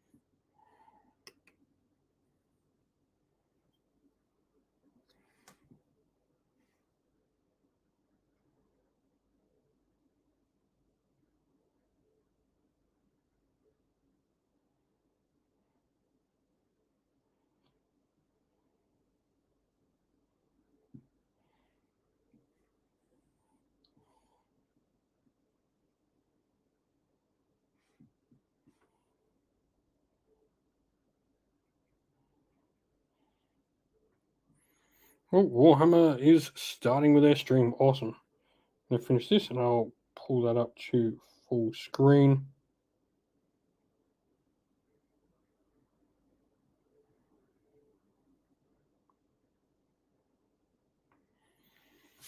So yeah, really bright green bases.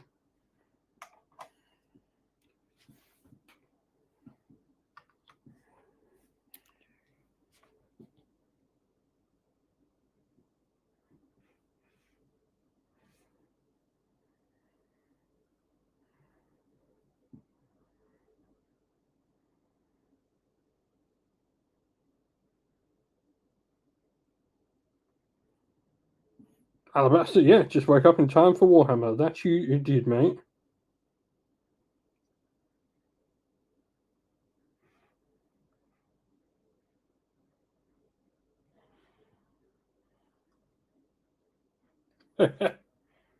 Yeah, so Tesseract Glow is actually the paint they brought out for the Necrons. So it literally glows.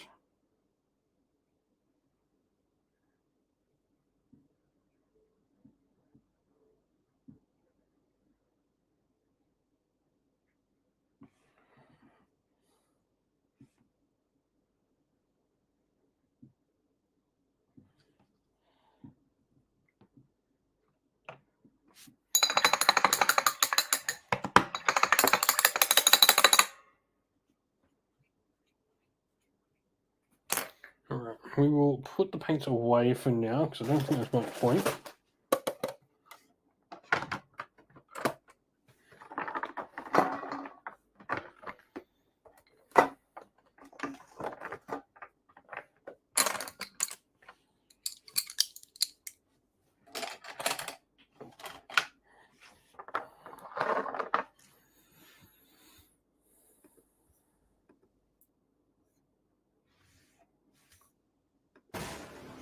Alrighty.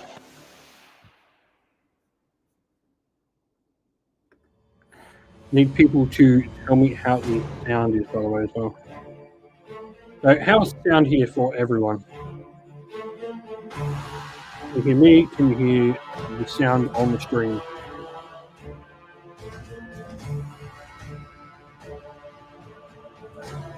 Let us know how it's all going, the sound wise. I can get the levels right before we have to go. I'm a tad muffled.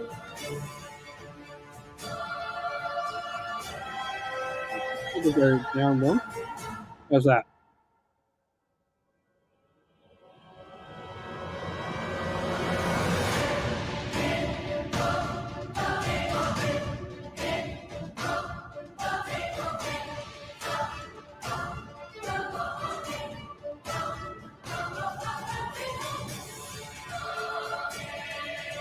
Yeah, that's cool. Awesome. Great. So yeah, hello to everyone that is joining us. We've only just jumped on.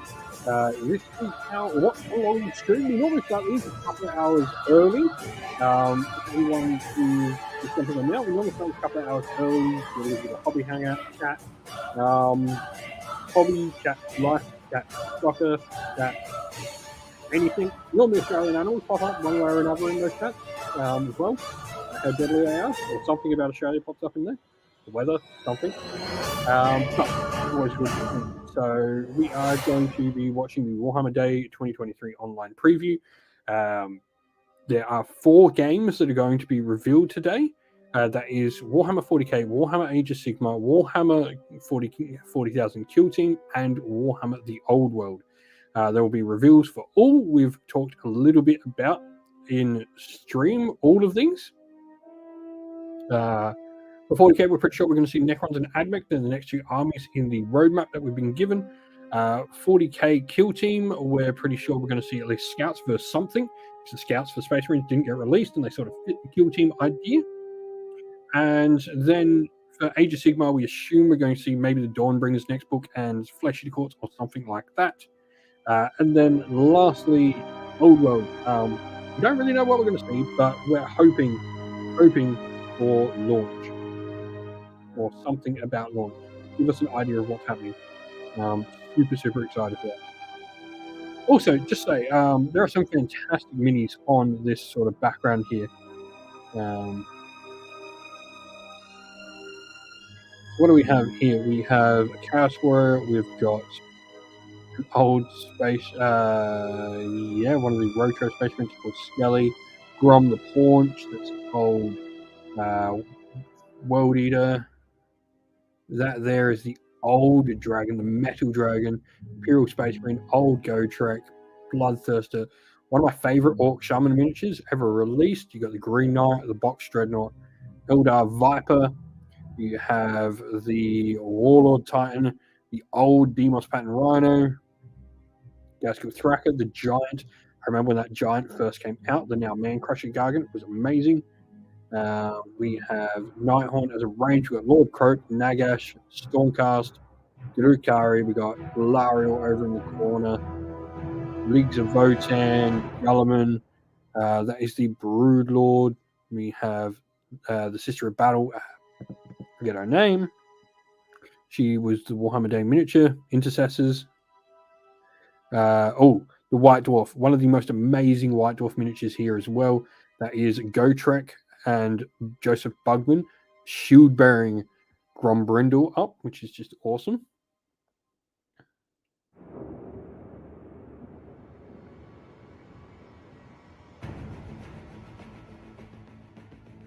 And like I said, Albert, so I was talking to a few people about the FEC issue. Like at this point, would you rather not and get a book that's going to be in the wrong edition soon? Just wait 8 more months. You've already waited all this time. What is 8 more months potentially waiting? You get a book that is made purposely for that new edition, not a halfway book.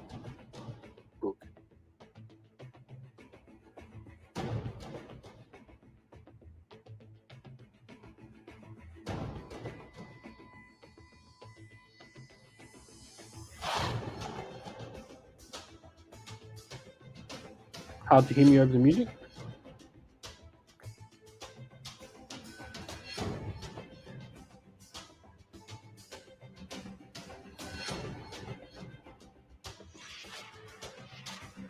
Cool. Yeah, I think there's going to be some really cool stuff shown today. Yeah, Alabaster Knight, just tired of waiting. I get that, man. Totally get that.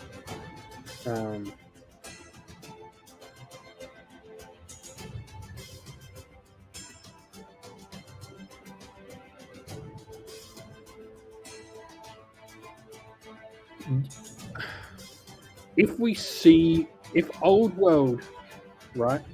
If it's a launch date, it'll be last. If it's not a launch date, it won't be last. That'll be my thought. I think Kill Team has the potential to be last. If Kill Team is last, now the order they show them in is not the order that matters. If Kill Team is last, Kill Team could be last because it's completely unknown. Age of Sigmar, unless it's like maybe the Feck is going to be.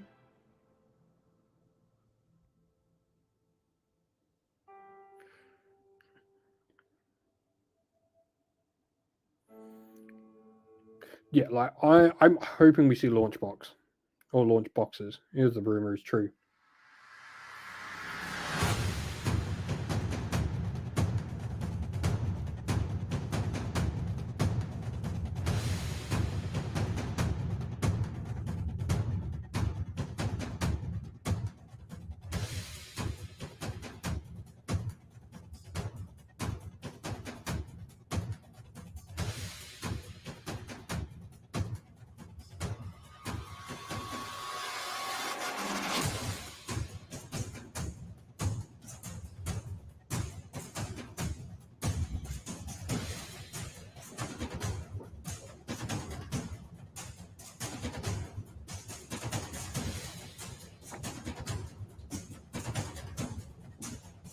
I doubt we're going to see Dark Mechanicus, sadly, Alabaster Knights. 40k will most likely be Admech and Necrons.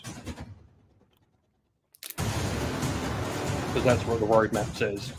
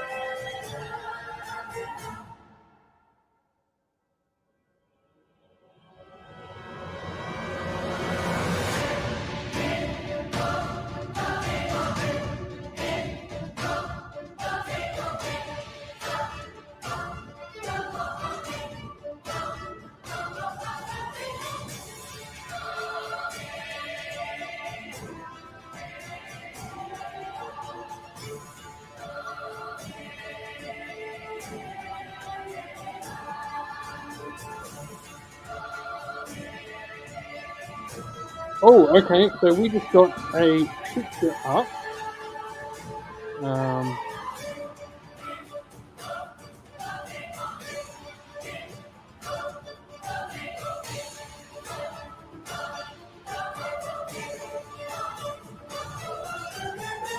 Okay, we just got a picture up on the Warhammer preview that looks like a few things.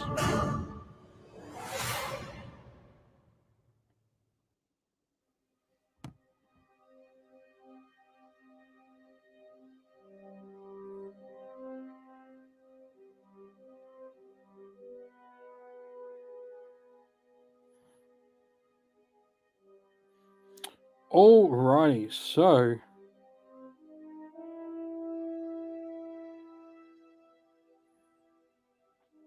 I can say with a surety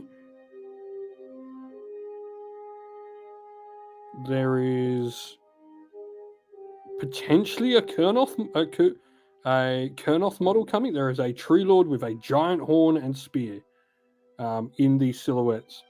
There is a Bretonian miniature there. There is definitely Necrons. There's like some weird robot thing. Looks like a couple of Cities of Sigmar miniatures. Appears to be an Eldari Ranger, maybe a Striking Scorpion instead.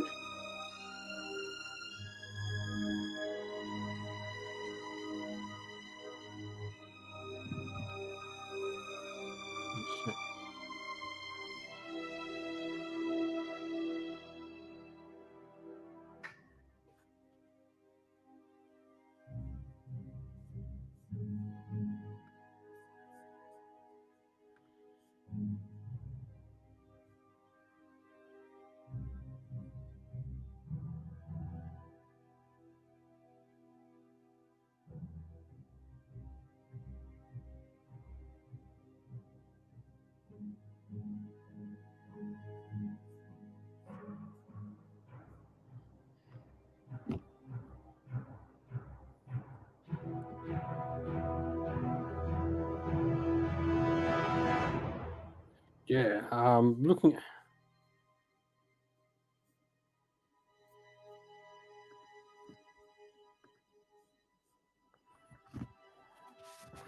Yeah, there's a Space Marine Scout. Looks to be.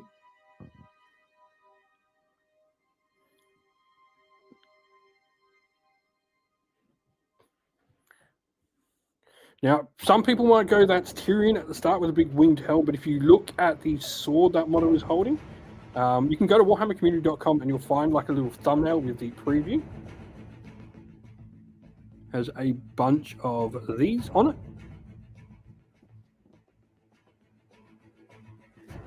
So you can clearly see there's like a human wizard, there's a little robot thing. That is a Bretonian in the middle there, not Tyrion. If you can see on the sword there, actually has fleur-de-lis on all the points of the sword. There's what looks like a tree lord with a horn and a spear. Could that be Kurnoth? Finally, Space Marine Scout. There's some Necrons there. There's some Cities of Sigmar minis. And what appears to be a Striking Scorpion as well.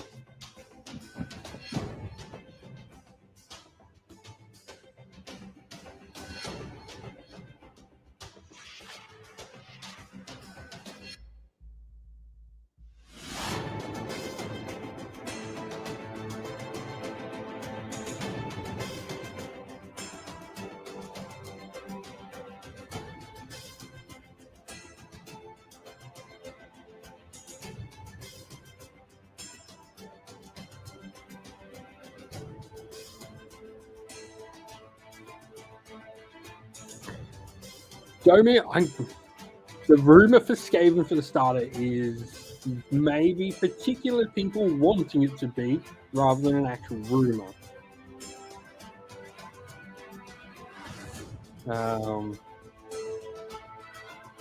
I think I'm onto something. I think we're going to see the new Stormcast there. I think we'll start like those Liberators in Thunderstrike armor. I'm pretty certain. Hello, everybody, and welcome to the live Warhammer Day preview online. My name is Lewis, and I'm joined by Eddie. And today we've got some super exciting news for you today. But first, before we get into that, Eddie, what is Warhammer Day? Well, pleasure to be here, Lewis. So Warhammer Day is a celebration we have every year just to celebrate all of our favorite things about Warhammer, and we usually find something about that's going on in Warhammer to kind of be the theme of it. And this year we're celebrating 40 years of Warhammer. It's 40 years in this year since the very first edition of Warhammer came out into the world. We've been playing with dice and miniatures and painting up our armies for 40 years. So a great theme for a celebration. That is awesome. And this year for Warhammer Day, we are also having a live preview, which means we get to show you guys at home some of the cool, exciting releases we've got coming up over the next few weeks and months. Brilliant. So happy Warhammer Day to you, Eddie. A very happy Warhammer Day to you as well. Have you got any Warhammer Day themed plans going on today? Are you baking a Warhammer Day themed cake? I wasn't going to, but now that you've mentioned it, that sounds pretty good, actually. I was planning on sitting here for about an hour or so with you amazing preview, and talking about some cool new stuff that was coming out. That was the main gist of my day. Of course. And yourself, are you celebrating anyway? I am celebrating, yes. I've got a Combat Patrol with my name on that needs painting. I've built it. Nice. Just need to get painted now. So maybe some of that today. That's cool. What about you guys at home as well? Do let us know if you're doing any Warhammer Day themed things. Are you playing some games today and painting some miniatures, going down to your local gaming store? your that intent KO store shirt, to I know play you some can get games that of from the Warhammer, do Warhammer let us merch know. store. Yeah, There's and a ton where of you're Warhammer joining merch. us It's from really, as really well, cool. like people from all over the world Can be a watching these little bit previews, so pricey, but where you're yeah, joining if us you from want like in those the world shirts, as there well, are like, some. check it out. See what Also, where if you some want to help people are support the coming channel, from. One of my in favorite things our about these link, previews we is Yeah, have whenever we yeah, have to mine talk too. where they're checking in from. in a variety of We different get colours. We can hundreds of actually thousands of go people, on your well, shirts. tens of If you thousands want of to grab people yourself a letting us shirt. know, just flying past with the places. So Japan, Australia, New Zealand, I really should it's amazing. start Netherlands, doing shirts for like Texas, Germany, Wheat Fox Exotic Park is Nottingham, like a I big saw designer. there. or Exotic Fly something. past. Nottingham. Oh Yeah, yeah, yeah. gotta love a bit of If Nottingham. people would like to see them, Well, thank you ever so we much for definitely get all them of you happening. who are joining in wherever you are in the world. It's a pleasure to have you. A special thank you for those of you who are staying up very late or waking up very early. Yes, I yes. think I saw some Californias fly by. I think it is very early in the morning for that half of the United States at the moment. So Eddie, what have we got in store today? What are we going to be taking a look at today? Sure. So what we tried to do for this Warhammer Day is give you a little bit of quite a few different systems.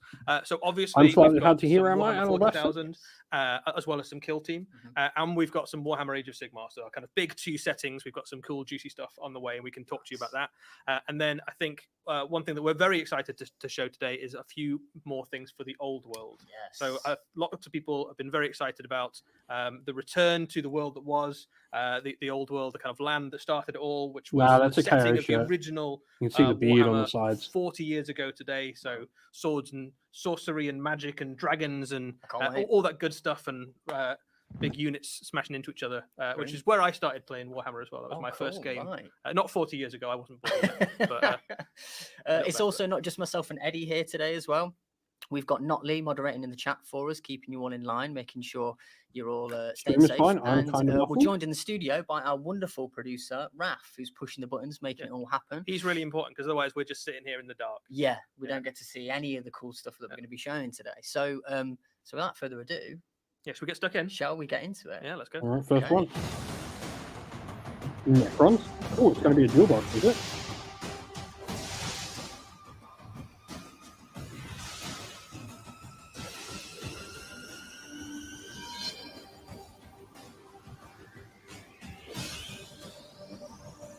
Oh, we got a new Imatech model. Okay.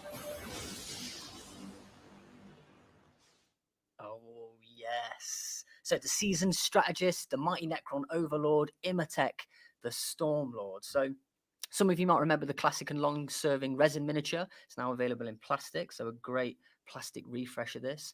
Imatech's had beef with the Black Templars. Yeah, he's got beef with a lot of people. So as you say, this is a new plastic version of a classic character reborn. He has fought against most of the races of the galaxy. He's one of the very first Necron overlords, one of the very first Pharaons to kind of wake up from the long slumber of the Necrons, the eons of sleep, where they ready to retake the galaxy. And because he was kind of first awake, he decided to kind of claim quite a lot of the Necron Empire for himself. So he was like, right, I'm up first. That's a cool model for I'm in Necrons. charge here. Great. So some of the early battles the Imperium had against the Necrons, things like Sanctuary 101, it's kind of the very first contact battles they had against them. This guy was the mastermind behind some of those battles. Since then, he specifically had fights against the Black Templars, as you say. He's squared off against Helbrecht a couple of times, and those fights have gone both ways, but there's particular enmity between those two. But his main rival really is the Silent King himself, who's the kind of self-proclaimed ruler of the Necrons. So Imatech woke up first. He thought maybe he'd be able to kind of secure his grip on the Necron Empire, and then the Silent King has returned and said, oh, actually, this is my birthright. I'm in charge. So Imatech's maybe not too pleased about that. So there's definite politicking going on within the Necron courts. Those two are not fans of each other. It's fair to say. And what are some of these weapon loadouts here that he's got? What do we think? Imatech is a solid all-round character, so he's pretty good in close combat. He's got kind of hefty war side there. He's also got a fire base at least, so he's got a kind of inbuilt heavy flamer in his hand. Imatech is a major player, and he's also a very good strategist as well, so he gives you a few extra kind of command points. This is what I want to see. Like this guy. Yeah, he's a very good all-round leader for your army. So if you're looking for someone, maybe not quite the level of. I want to see if they're going to do single character releases. Solid all-round commander who can go toe-to-toe with things like Space Marine captains and Chaos Lords and stuff like that. Yeah, he's a solid pitch for leader of the army. And a Also, new I codex love that as he's well. on the front cover of new the book. edition. That is Yeah, a absolutely. really So nice we knew cover. the Necrons were on their Also, way. new book We covers. confirmed that they are Why the are next they not codex on the using way for old book Warhammer covers? 40,000, which Hate is very that. cool. With a So passion. if you've got the Tyranid Codex or the Space Marine Codex, which is kind of landing in people's hands at the moment, you get a sense of the kind of the sort of thing this is going to bring. So lots of new rules for your Necrons. There's loads of Crusade content in there as well. So if you're particularly enjoying the narrative of Warhammer 40,000, you can lean into that. But for everybody, you've got lots of different detachments to play with. And much like we've seen with the Tyranids and with the Space Marines, those very much lean into a certain type of play. So you can have your massive phalanxes of troops, which is the same kind of way that you're using your current index. But you've also got things like Necron armies that lean heavily into using lots of Canoptech stuff. I'll be back in a sec, so I actually need to get a charger for the laptop. It's about to die.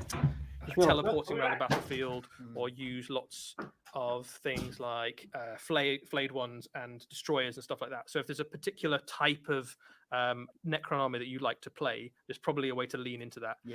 And stratagems. This is one of the legions, which is the Hypercrypt Legion. So Hypercrypt Legion basically specialize in movement play, moving around the battlefield using Eldritch technology to teleport units and reposition them and have extra move and things like that. And this is one of their stratagems, which is basically you can have a Necron unit out in the middle of the battlefield, and once it's been targeted in either combat or with shooting, it can basically teleport itself away. So you can use this. There's some really, if you're a good strategist, there's lots of very cunning ways you can use this. You can plonk them on an objective or push them very far forward, and then once your enemy's committed to firing at them with multiple units, you can kind of pull them out of position, and all of a sudden, all of the enemy units are kind of in the wrong place, basically. So this is a Necron, a type of way of playing Necrons that lends itself very much to people who like to kind of shenanigans around the battlefield with lots of different weird movement mechanics, which is good fun. This might be my favorite way of playing Necrons as well, which is there's an Annihilation Legion, which is basically Necrons have been asleep for millions of years, and over that time, the circuitry inside them has started to kind of fray. They didn't have much of their souls left, basically, when they had the biotransference into Necrons. So lots of them have become basically a bit insane over the millions of years, and that manifests in various different ways. So some of them become destroyers, which are like the guys you can see on the screen there, where they replace bits of their arms and legs and things with technology to make them better at killing. Some of them that manifest through things like the Flayer Curse, which is where they think that they are living creatures and try and like take the skin of other living creatures and drape themselves in that. And you can represent a force that's basically lost itself to madness. And one of the things you can do is give them enhancements and upgrades, and this is one of the enhancements you can give to your Destroyer Lords, basically, to just make them even scarier. So what are we thinking of Necrons in general? The Necrons. Worth saying as well, the Stormlord is one of the new models that's on its way for the Necrons. It's not going to be the only one, but is the one we're showing today. So if you like your Necrons, they did pretty well out of the last Necrons, but they're only showing Stormlord new stuff, but they haven't quite finished yet. So there's a few more things on the way. Okay, right, interesting.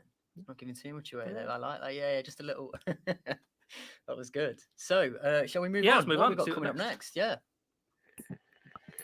And here we go. Please.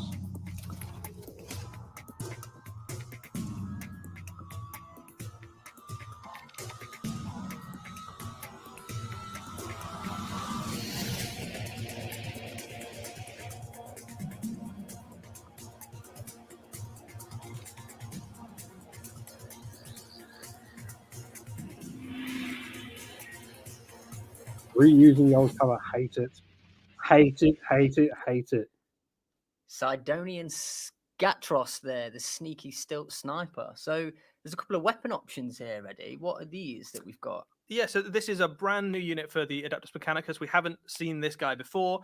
He is a kind of Adeptus Mechanicus sniper, effectively. So he fits in with a lot of the aesthetic we've seen of lots of the other things in the Adeptus Mechanicus army, which is you're on these irradiated dunes. You probably don't want to go too close to the ground because it's almost certainly radioactive. It also wants to get himself a nice view of the battlefield. It's so cool. It's this guy, it's a really wild and wacky creature. It's very, very, it's very 40k, right? It's really unusual. You can sort of imagine it kind of ungainly wandering around the battlefield. I don't know why the way this guy works in lore is that he'll kind of find his spots and then he'll perch completely motionless. Going in, getting like your centerfold pick out key targets picture out of the book. Grab a different art piece, couple of inside the options in book terms of and how you just want to kit this swap guy it out. So or you can either something. give him I think an ruins, anti-character like, weapon, so your traditional kind of sniper role where you collectability, can kit him like, out of with them. a Radium Giselle, which will be familiar When they're to lots exactly of the same as the Mechanicus old one. players. It's so, You can so also kit him out with lazy. a They transatlantic have the art octopus, there. which is Doesn't need to be new anti-vehicle art, but just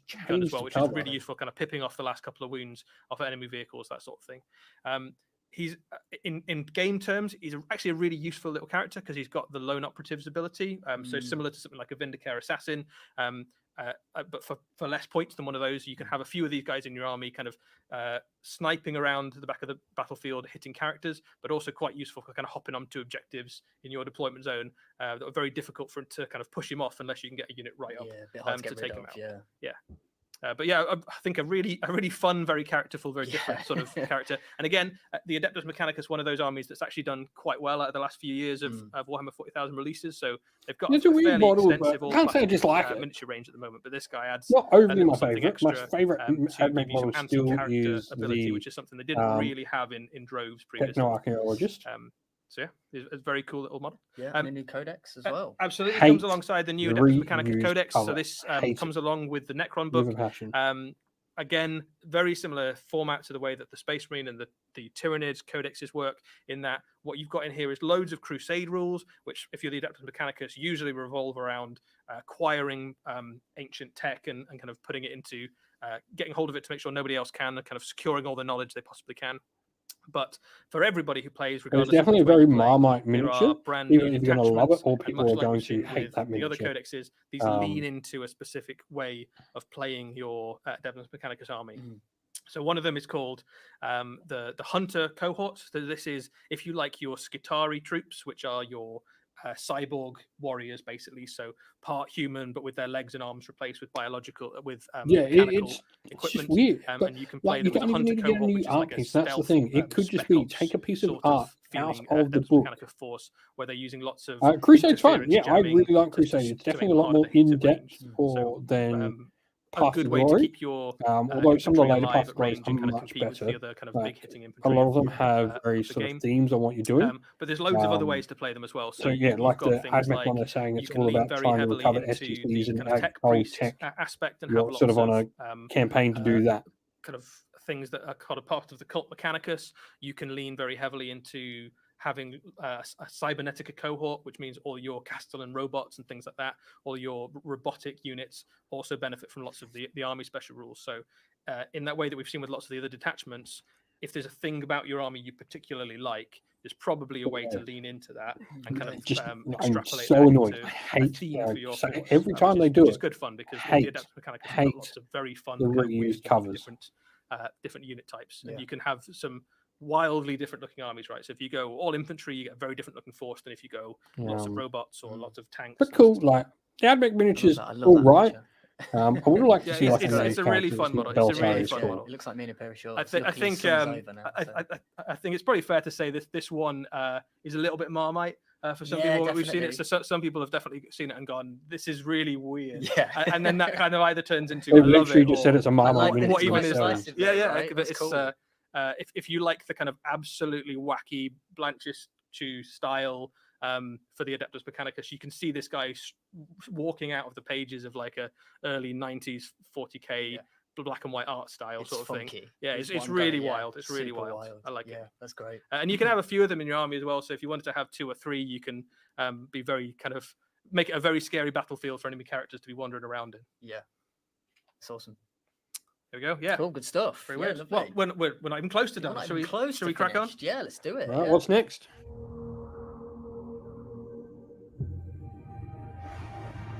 Oh.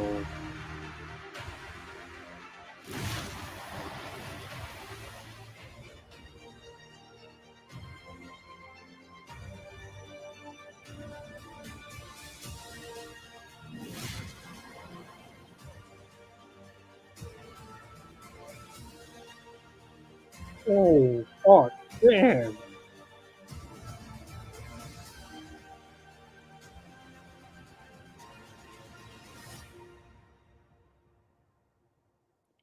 That's Ionis Cryptborn. The first Lord Relictor of Sigmar. That is an awesome miniature. I think possibly the best looking centerpiece miniature yet for the Stormcast Eternals, I think.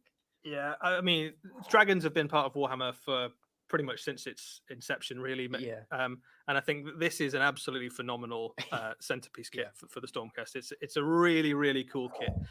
There's obviously, you're spoiled for choice with Stormcast in terms of things to have at the heart of your force. You've got Lord Celestants on Star Drakes and Celestant Primes and all sorts of stuff. But there's something about this which I think is one of the best Stormcast, actually one of the best Warhammer miniatures I think we've ever made. It's absolutely awesome. And the return of the hero from the very first AOS box set, right? Yeah, so I mean, let's talk about the character in the lore a bit before we kind of dive into the. Sure, so, for those who don't know, Ionis Cryptborn is Vander's the Hammer character in the lore, Lord Ionis Relic. Cryptborn, you guys might be familiar with as the Lord Relictor, who was battled alongside Vandast Hammerhand in the very first Warhammer Age of Sigmar box set, when the Stormcast kind of first arrived in the Realm of Fire to kind of battle for the Brimstone Peninsula. The current Lord what he's Relic been up model to in the time technically since basically is was he's been Ionis searching Cryptborn at the for a beginning. cure for the reforging of the Stormcast. The more they get kind of battered and reforged, the more they kind of lose a little bit of their self, of their identity, of their humanity as they get reforged. And he's been kind of wandering through the realms looking for a cure.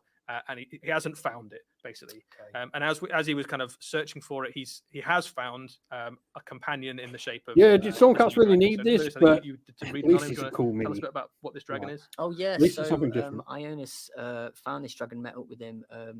So he's sort of once kept safe by the Seraphon, but is now sort of prematurely aged after spending a couple of years too close to the Nadir, basically. So the Drake is sort of looking for the location of his a new race's Vanders would be really underworld, cool. I'd love to see a new lost Vanders. after their era spanning slumber. So, but also wants to learn how to free it from Nagash's grip. So the two have sort of want to find a way to protect the souls of their friends together. Yeah, so the paint job's together to do not as nice as they normally do with some of the big So centerpieces. this guy's been living in the realm. Ionis of himself is basically. really cool. Even though he's Like, one of the newer painting on the black dragons, armor and stuff we know is that the really, Drake really race was nicely kind done. of almost wiped The out. dragon basically, is, and they were kind of protected by I the think Seraphon because he's too been going much through the realm red. of death. He's Like, he has to use aged like a kind of, blue or a purple in that time, a basically. purple So you've goblin. got these two very kind of macabre versions of their factions heroes. You've got the Stormcast, who's probably the most gothic looking Stormcast we've seen to date, right? So we've seen a few Relictor style characters before with a couple of skulls, but nobody who's quite gone all in on gothic.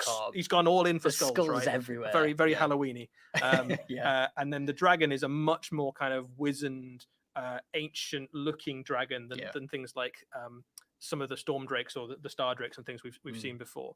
I think the dragon's really, a really little awesome, bit of like another and a color really added. cool evolution of a character that we've seen, like something on the wing membranes, Sigmar as well. maybe I think something like the phenomenal horns. And there's just a bit of a reminder, guys, for those of you who maybe weren't with us at the start of Warhammer Age of Sigmar, this was Ionis Cryptborn in his initial incarnation in that first Age of Sigmar box set. So he's got a few skulls. Yeah, he's got a couple of skulls, and he is carrying around a skeleton, I guess.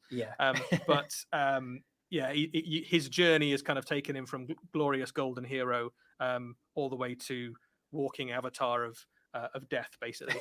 And in the kind of lore, what happens is he'll show up on the battlefield, and then any of those Stormcasts that have been reforged a few too many times, he takes away, and nobody's quite sure what happens to them, basically. So he has a fairly grim task to accomplish now after the failure of his ability to solve the curse. The first time you're able to get this guy, he comes in Cryptborn Stormwing, which is basically a box set with him and a couple of Drakes. And one of the things you can do with Ionis Cryptborn is you can use him you can put him in a standard Stormcast army, and absolutely you can use him in any Stormcast army you like, but you can also use him as a specific army of renown, which is all Drake themed, basically all dragon themed. Okay, there's going to be an army of renown that is all Stormcast dragons, because we needed to see that again. I mean, it's a dragon army, right? That sounds pretty dragon cool. army. It looks great, and it fights pretty hard as well. So, but a cool little tidbit of lore there on how he sort of takes away all these shattered Stormcasts. I think that the next model, though, that model's amazing, but I think the next one I actually prefer even to that one. It is great. All right, this is going to be the Sylvaneth one. Oh, no. Yeah.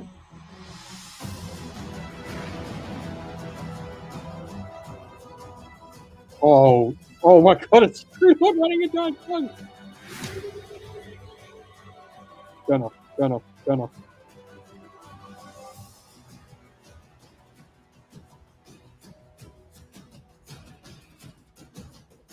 Oh my God! Belthanos. That is a good one. The That's a good- Belthanos. it's good. Belthanos, the first Thorn of Kurnoth. So a brand new hero for the Order for the Sylvaneth. So what do we know about Belthanos, Eddie?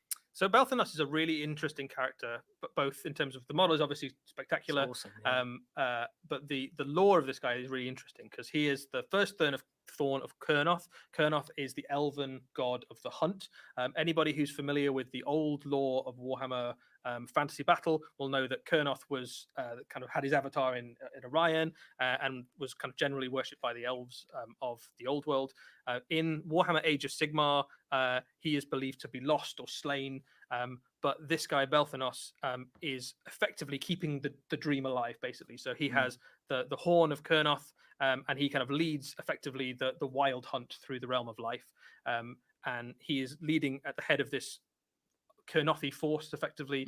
So much like we saw with with Ionis, you can use this guy either in a standard Sylvaneth army, or you can say, actually, I'm going to lean all the way into the concept of this guy's army of renown, and you can have a whole force of Kurnoth hunters and Kurnoth spite riders and revenants, and have a very fast, very different feeling Sylvaneth force. I love the character himself in game terms is very good. So he is effectively the avatar of Kurnoth in the mortal realms. So he hits very hard. He's very fast. You don't quite get a sense of the size of that model there, but the rider isn't human sized. He's slightly bigger than a Kurnoth hunter. So that beetle that he's on is kind of so he's not a tree lord, he's slightly creature. bigger. Is a pretty big monster. So this guy can go toe to toe with some of the biggest kind of dragons and monsters and great heroes of the mortal realms and come out on top. But particularly at the head of a wild hunt sort of thing, he can basically smash through almost any kind of defensive line. He's a very, very kind of strong character in game. So really interesting addition to the Sylvaneth, brings in an element that a lot of fans have been very keen to see, like more of that Kurnoth sort of feel. A very cool new monster, and a very different way of playing the army as well. So I think it's a really exciting addition to the Sylvaneth range. Yeah, really good centerpiece as well, and like that looks like it's going to be so much fun to paint that. It's like beautiful. That. It's really, really it beautiful. Really is, so I mean, it looks like I think a kind of firefly is the closest. Obviously, it's a fantasy creature. It's not based on anything, but it looks.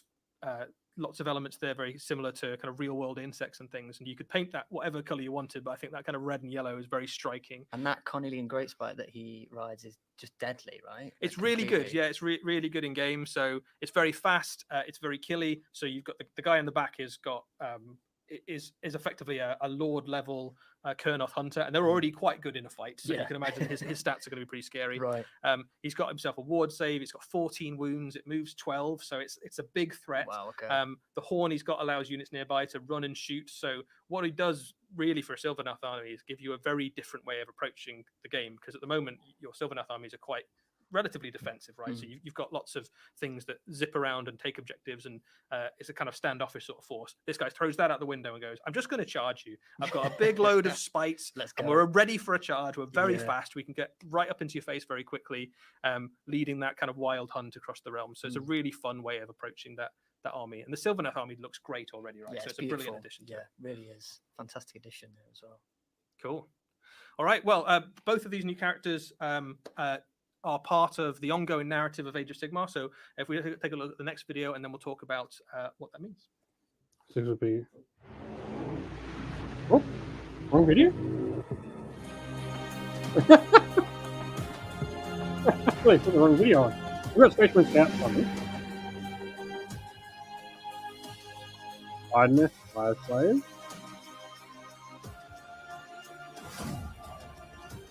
Ogres. Cities.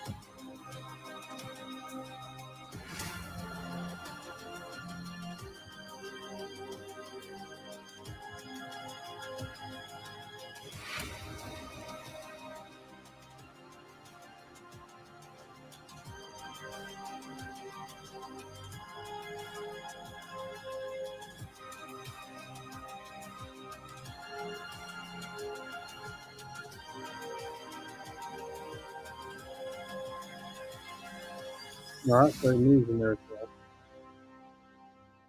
And a super sneaky little teaser there for you as well that just popped in before We'll get to it. Don't worry. Yeah, we'll get to that bit. Just before Dawnbringers Book 3, The Long Hunt. So this continues the story of the Dawnbringer Crusades as the forces of order clash with a vast Khornate host. So where are we up to in terms of sort of the Dawnbringers narrative, Eddie? Yeah, so I'll try not to spoil too much of course, what's going on, no because some people might still be reading it. But fundamentally, the Dawnbringers is about the twin-tailed crusade of Age of Sigmar.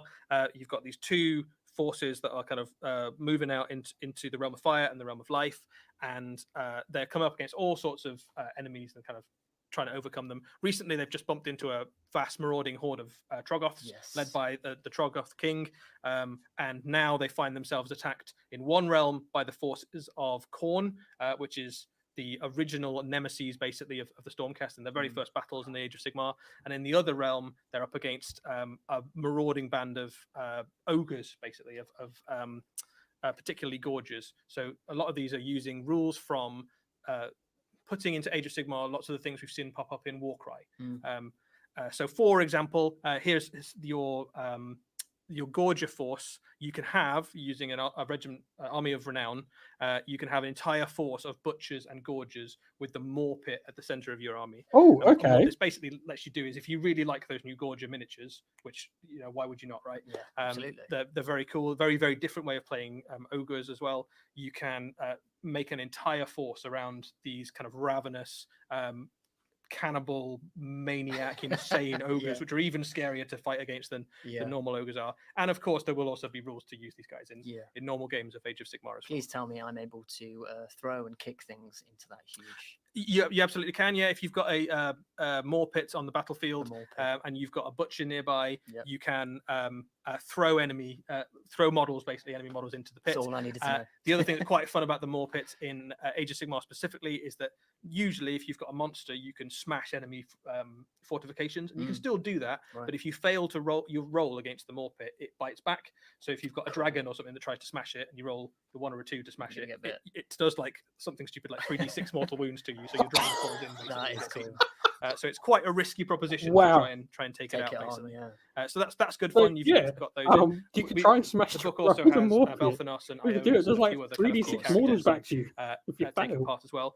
One of the other things that's a very popular new addition to Warcry that's on pre-order at the moment is the Flame Seekers. So the Flame Seekers are effectively trainers of Magmadroth. I love that. So there is an army of renown that kind of leans into that, where you can have a whole force of Magmadroths and these Flame Keepers looking after their Kindledroths, and they can move around the battlefield. And the way that works is that you can actually hop onto these great big Magmadroths with your little units of Fire Slayers, and they can transport them around the battlefield. So one of the weaknesses of your Fire Slayer army, because they're very good at defense, very good at attack, but they're quite slow, you can counteract that by the fact that you can hop on the back of these Magmadroths and kind of transport you around the battlefield. It gives you just a really fun new way of approaching doing a Fire Slayer army. And of course, you'll also be able to use them in normal games of Age of Sigmar as a normal part of a normal Fire Slayer army. So loads of good stuff in this book. So one of the things that you'll notice about some of the Dawnbringer books is they tend to lean into a specific Grand Alliance. So we had a lot of destruction stuff in the last one for book 2. There's a lot of stuff for the Forces of Order in this book.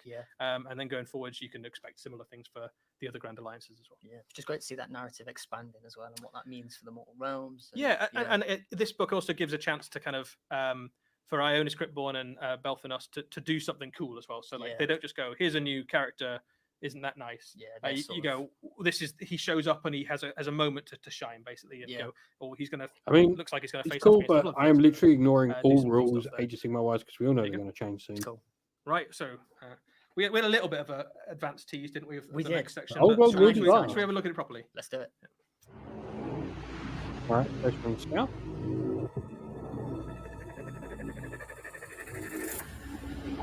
And that is totally a strike from behind. Yep.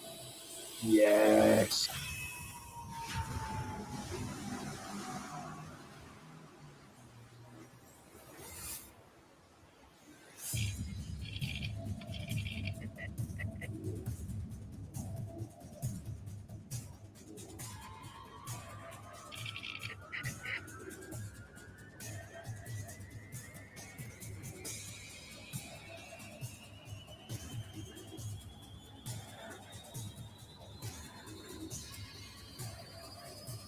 totally down for these Striking Scorpions.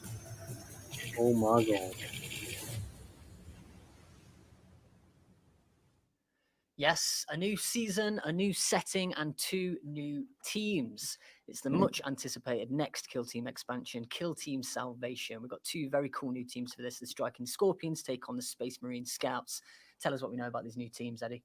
Yeah, so we knew that Space Marine Scouts were on the way, so we can confirm this will be the first place you can get them. But probably more excitingly for a lot of fans, especially people who are fans of the Eldari Craft Worlds, is a brand new plastic aspect is released for the first time in this box, and we'll get a release later on separately as well. So Striking Scorpions are an infiltrating elite combat unit of Eldari. They have trained in their aspect to be kind of silent killers.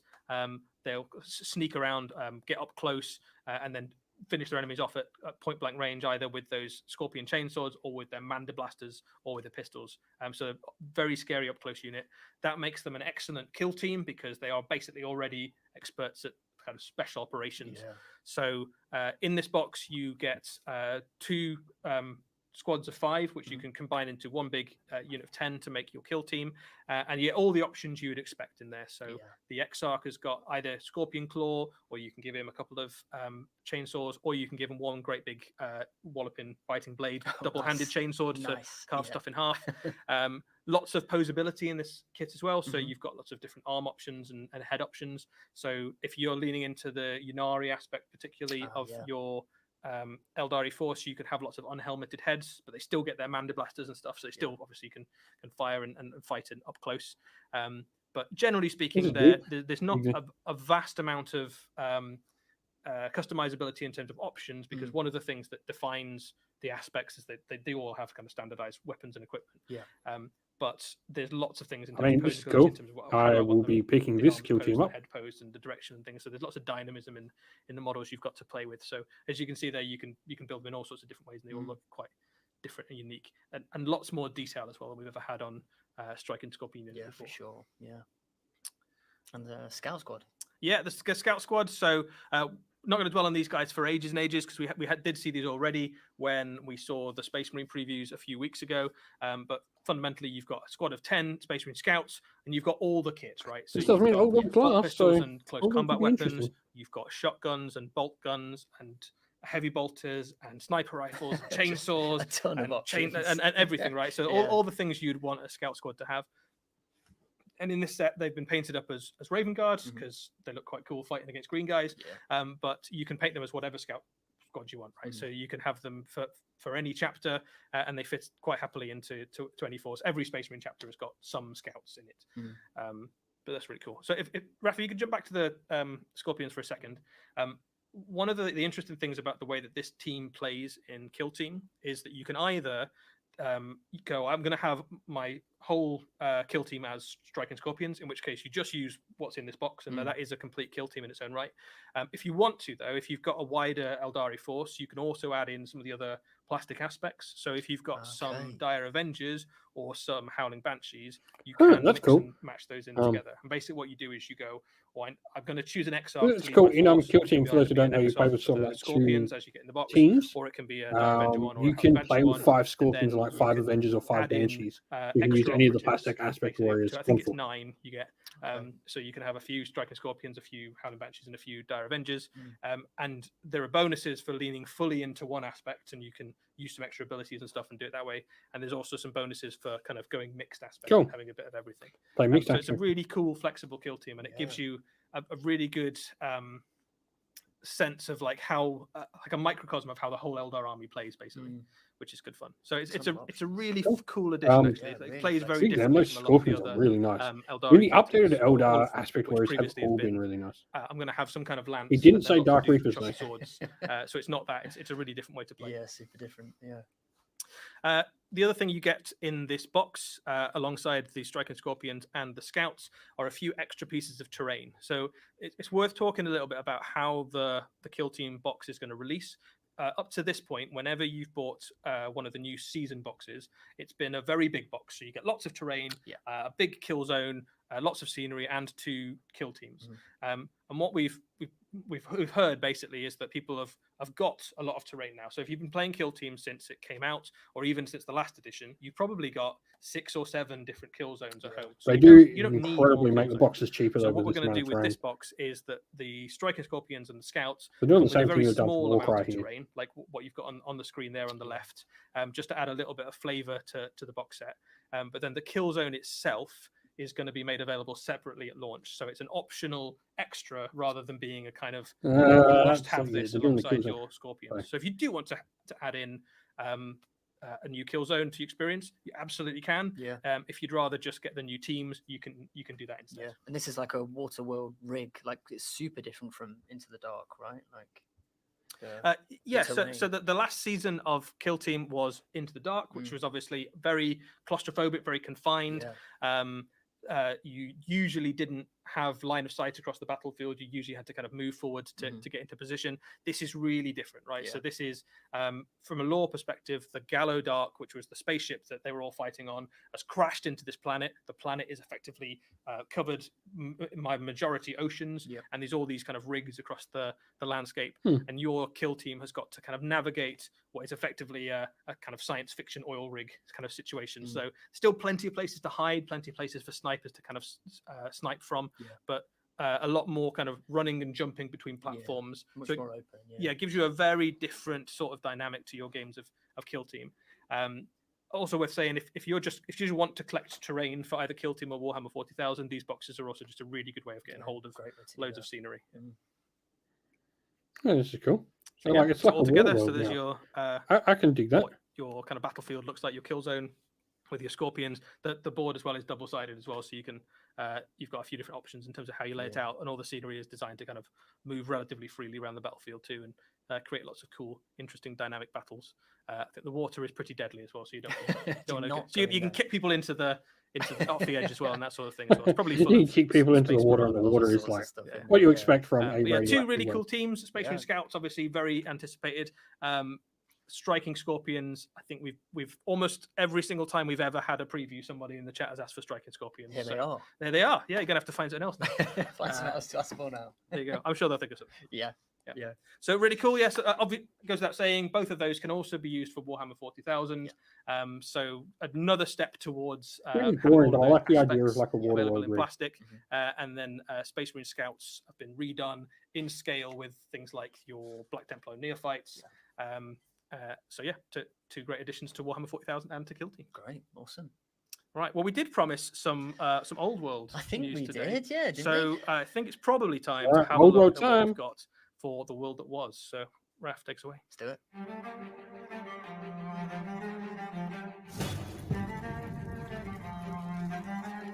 You can move. Oh, okay, Fortnights. Royal Relic you. No.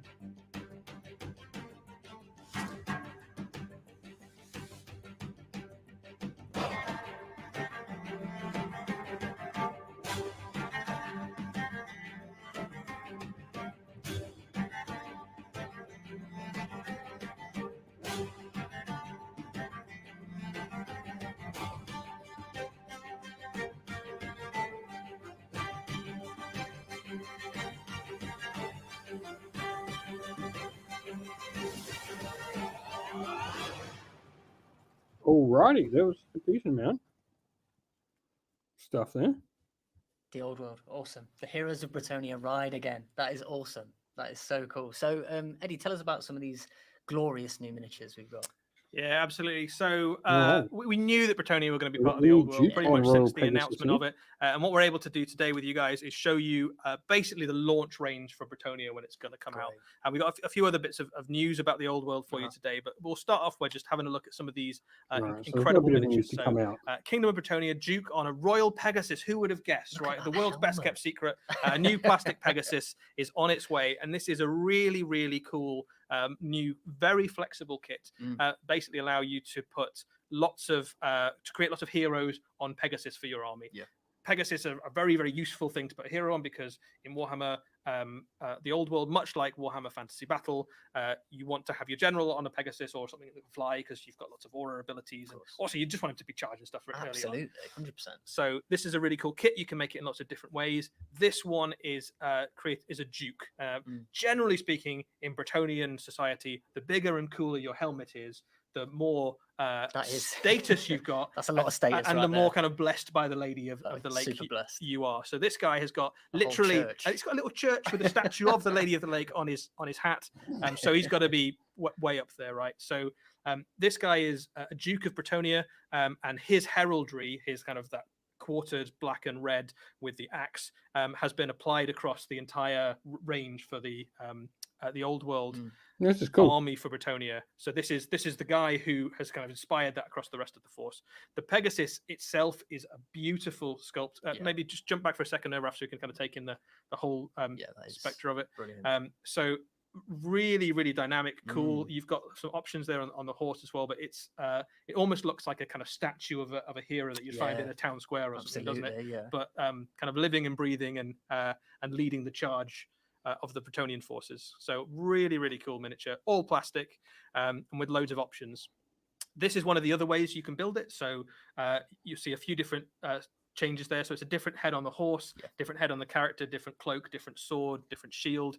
And this is a Baron. So a Baron is like your common or garden hero for Bretonia. The Duke is your kind of general or prince or something like that. And the Baron is kind of a step down. Still a very competent fighter. But you can see his hat's not as impressive. So, slightly less status. It's not quite as much status. Still a hat nonetheless. He's still got a big hat. His horse isn't white either. So it's probably it's probably a slightly cheaper Pegasus. Maybe. But you can build it in lots of different ways. There's another way you can build it as well, which is as a battle standard bearer. So battle standards in Warhammer the Old World, much like Warhammer Fantasy, super, super important to your army, particularly for Bretonians, because they give you your kind of rallying point for the force, and they give you some bonuses to combat, and you can put magic banners on them and all sorts of stuff like that. I like the multiple and this is allowing you to put a battle standard on a Pegasus, which is one of the best places for it. Basically. I mean, absolutely. You can get it where you really show it off. You get it where you want it to go to. Not quite sure how you fly with a standard, but it's probably magic. So don't worry too much about it. Easy peasy. We've all been there. But yeah, a really, really cool miniature.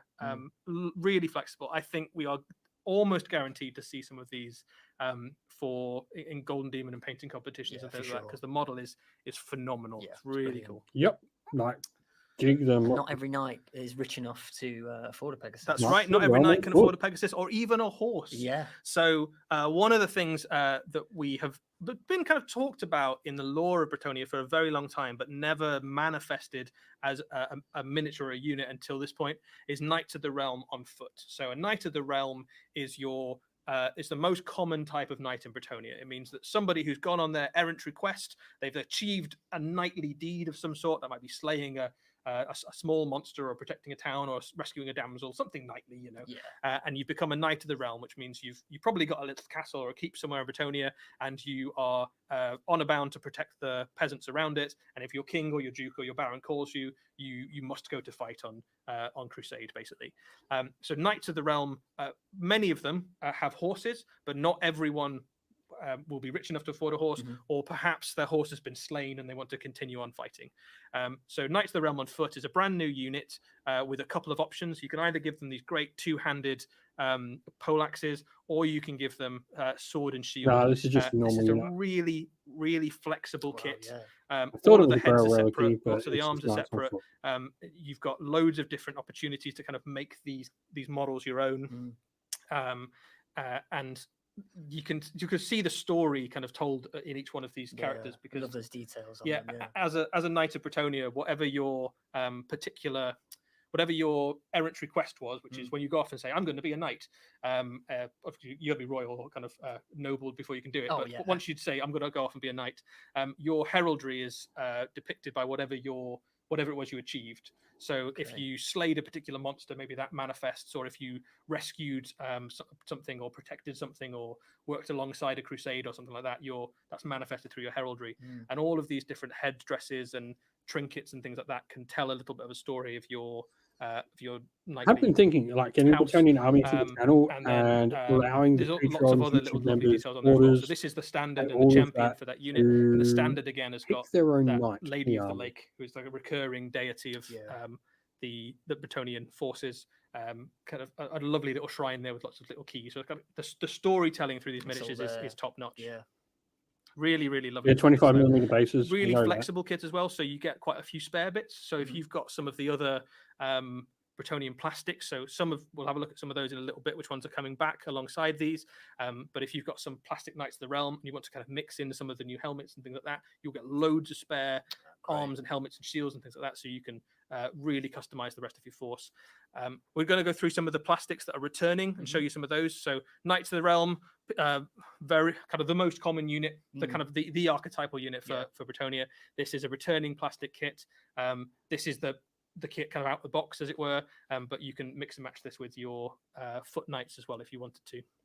So they're on their way back too, in lance formation, obviously. Nice. Pegasus Knights, they're on their way back as well. So you've got some brand new Pegasus characters, which you can build up in loads of different ways. Interesting. And you can put some Pegasus Knights alongside them too. These are they're on different kind bases. of, as you'd expect, enormous flying heavy cavalry that can smash straight through enemy skirmishes. On and 40mm squares? Harry enemy flanks, that sort of thing. And then at the other end of the spectrum of nobility, we've seen things like the lords and their mighty knights. You've got the peasants and the men-at-arms. So these are the lowest of the low in Bretonian society, really. They are the farm hands and troops that look after the castles. They are not of noble birth, but the knights very generously provide them with some level of training, and they've got kind of hand-me-down spears and shields and things like that. So this is a returning kit for Bretonian, but this is kind of we get to see them again, which is pretty cool. Yeah. And then peasant bowmen as well. So these are again peasants, fairly well trained actually, but lots of peasants in Bretonia need to look after their farmsteads and homelands and things like that. So many of them practice with a longbow. Actually fairly competent ranged unit. If you are a knight of Bretonia, it is against your knightly code to use missile weapons of any sort. So you're not allowed to have a crossbow or a longbow or anything like that. So they rely on the peasants to give them a little bit of help. Not that they would ever admit that they need help as a knight of Bretonia, but sometimes they bring the peasants along just to see the world. Really. I love the frogs there as well. That's such. Oh yeah, Raph, we're going to jump back for a second. So there's frogs on the stakes, just with the drummer there on the left hand side. That is brilliant. Yeah, there is a recurring motif for the peasant command groups where they have a couple of frogs on sticks, which they use to bang the drums. That is great.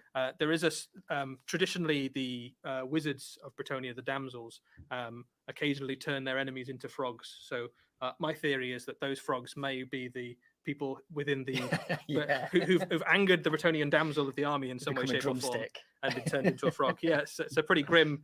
Turning into a frog is bad enough, and then being turned into a drumstick is a pretty. It's worse. I can't imagine you last very long as a frog drumstick. No, but no way. There we go. With the field trebuchet for Bretonia is returning as well. So this originally was a metal kit.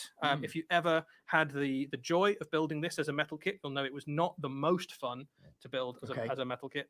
It's been retooled and reworked in Forge World resin.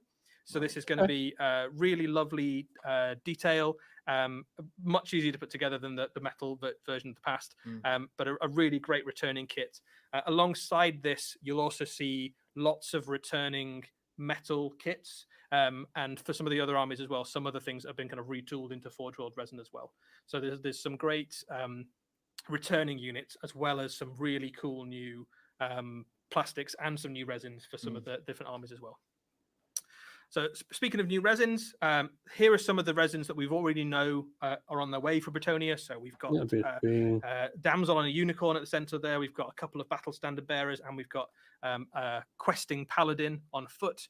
But we have a new resin model to show you as well. So this is the Handmaiden of the Lady. This is your wizard, basically, for Bretonian forces. Gorgeous. In Bretonia, men aren't allowed to practice sorcery for the most part. But what happens is that every now and again, daughters of nobility will go missing, and then they will turn up kind of abducted into the night by fey creatures, and then they will return as handmaidens of the lady with unnatural powers. Nobody's quite sure what their power comes from, Okay. or what the nature of the entities that grant them it is, but they do seem to have the blessing of the Lady of the Lake, so Exactly nobody asks there. too many questions in case they get turned into frogs. Yeah, of course. So they're going to give you your magic effectively for Bretonnia, and what it does is it gives you a really nice kind of triple style for the Bretonian force. So you've got the very glorious knights in their very shining armor and gold and silver and very noble. And then you've got the peasants who have got kind of hand-me-down shields and poleaxes and kind of walking through the mud every day. And then you've got the handmaidens of the lady, which have a very different aesthetic altogether. And they're very kind of pristine, pure, life magic made manifest sort of thing. It's great. Yeah. But a really cool new army. Yeah. And that is pretty much what you're getting out of the gate for Bretonnia. There's a few other returning kits as well that will come a little bit later on. But that is what is going to be launching for Bretonnia when Warhammer the Old World comes out. We can confirm today that Warhammer the Old World will be one of the first releases for 2024. So it's not going to be this year, but you won't have to wait very long at all into the new year before you can get your hands on this. So it's not too long to wait. And then before the year is out, we will have more information for you on one of the other big factions that's going to be launching. Amazing, exciting stuff. There you go. Cool. Yeah, good times. All right. Yeah, lovely Have time. a day. That's all we've, I think we've covered it. We've done it. That's what we got. Yeah. That's it. That's all we've got. That's all we've got time for. So, what was your favourite? Cool. I'm happy. I mean, it's all very cool. So I am really excited about Bretonnia finally. because that was one of the. I started with the Warhammer Fantasy Battle Box, which was the Bretonians versus the Eldermen. That was the first thing I ever got for Warhammer. So, I've got like a special place in my heart for Bretonnia. That is everything. I am doing an Eldar. Oh, what was cool? Like those What was everyone's favourite thing we saw? I like those a lot. And I think it's been a very long wait for plastic. I think the Tree Lord was still my so favourite. I'm very keen to kind of get these painted up and use them, and the chance to use them as a kill team as well. I think he was probably my favourite thing we saw today. Pick him up as a kill team, and then infiltrate. Striking Scorpions were really cool, and how about yourself, Lewis? Bretonians was really I've got to awesome go with as the well. What a terrifying. Ironus was cool. I think possible. once you start seeing other paint jobs on him, he's so better. It's great. It's brilliant. It's very cool. I really like the damsel model Okay, as well. right. Well, we hope you enjoyed the reveals, guys. That is what we've got for Warhammer Day. A couple of things to remind you of before we head off. It is Warhammer Day this weekend kicking off. There is a brand new exclusive Warhammer Day commemorative miniature. Thank you for everyone for coming, hobby, and hanging out. So you can pick that up from gamesworkshop.com or from your we will be local back Games Workshop tomorrow. or hobby store. With all the regular program. If So you've have a go good through night, loads of stuff everyone. in this Stay preview today. We safe, had stay well, and most of all, keep fighting that war against the Don't grey. worry, all of this Jumping out. you can watch back again. You can also watch look at all of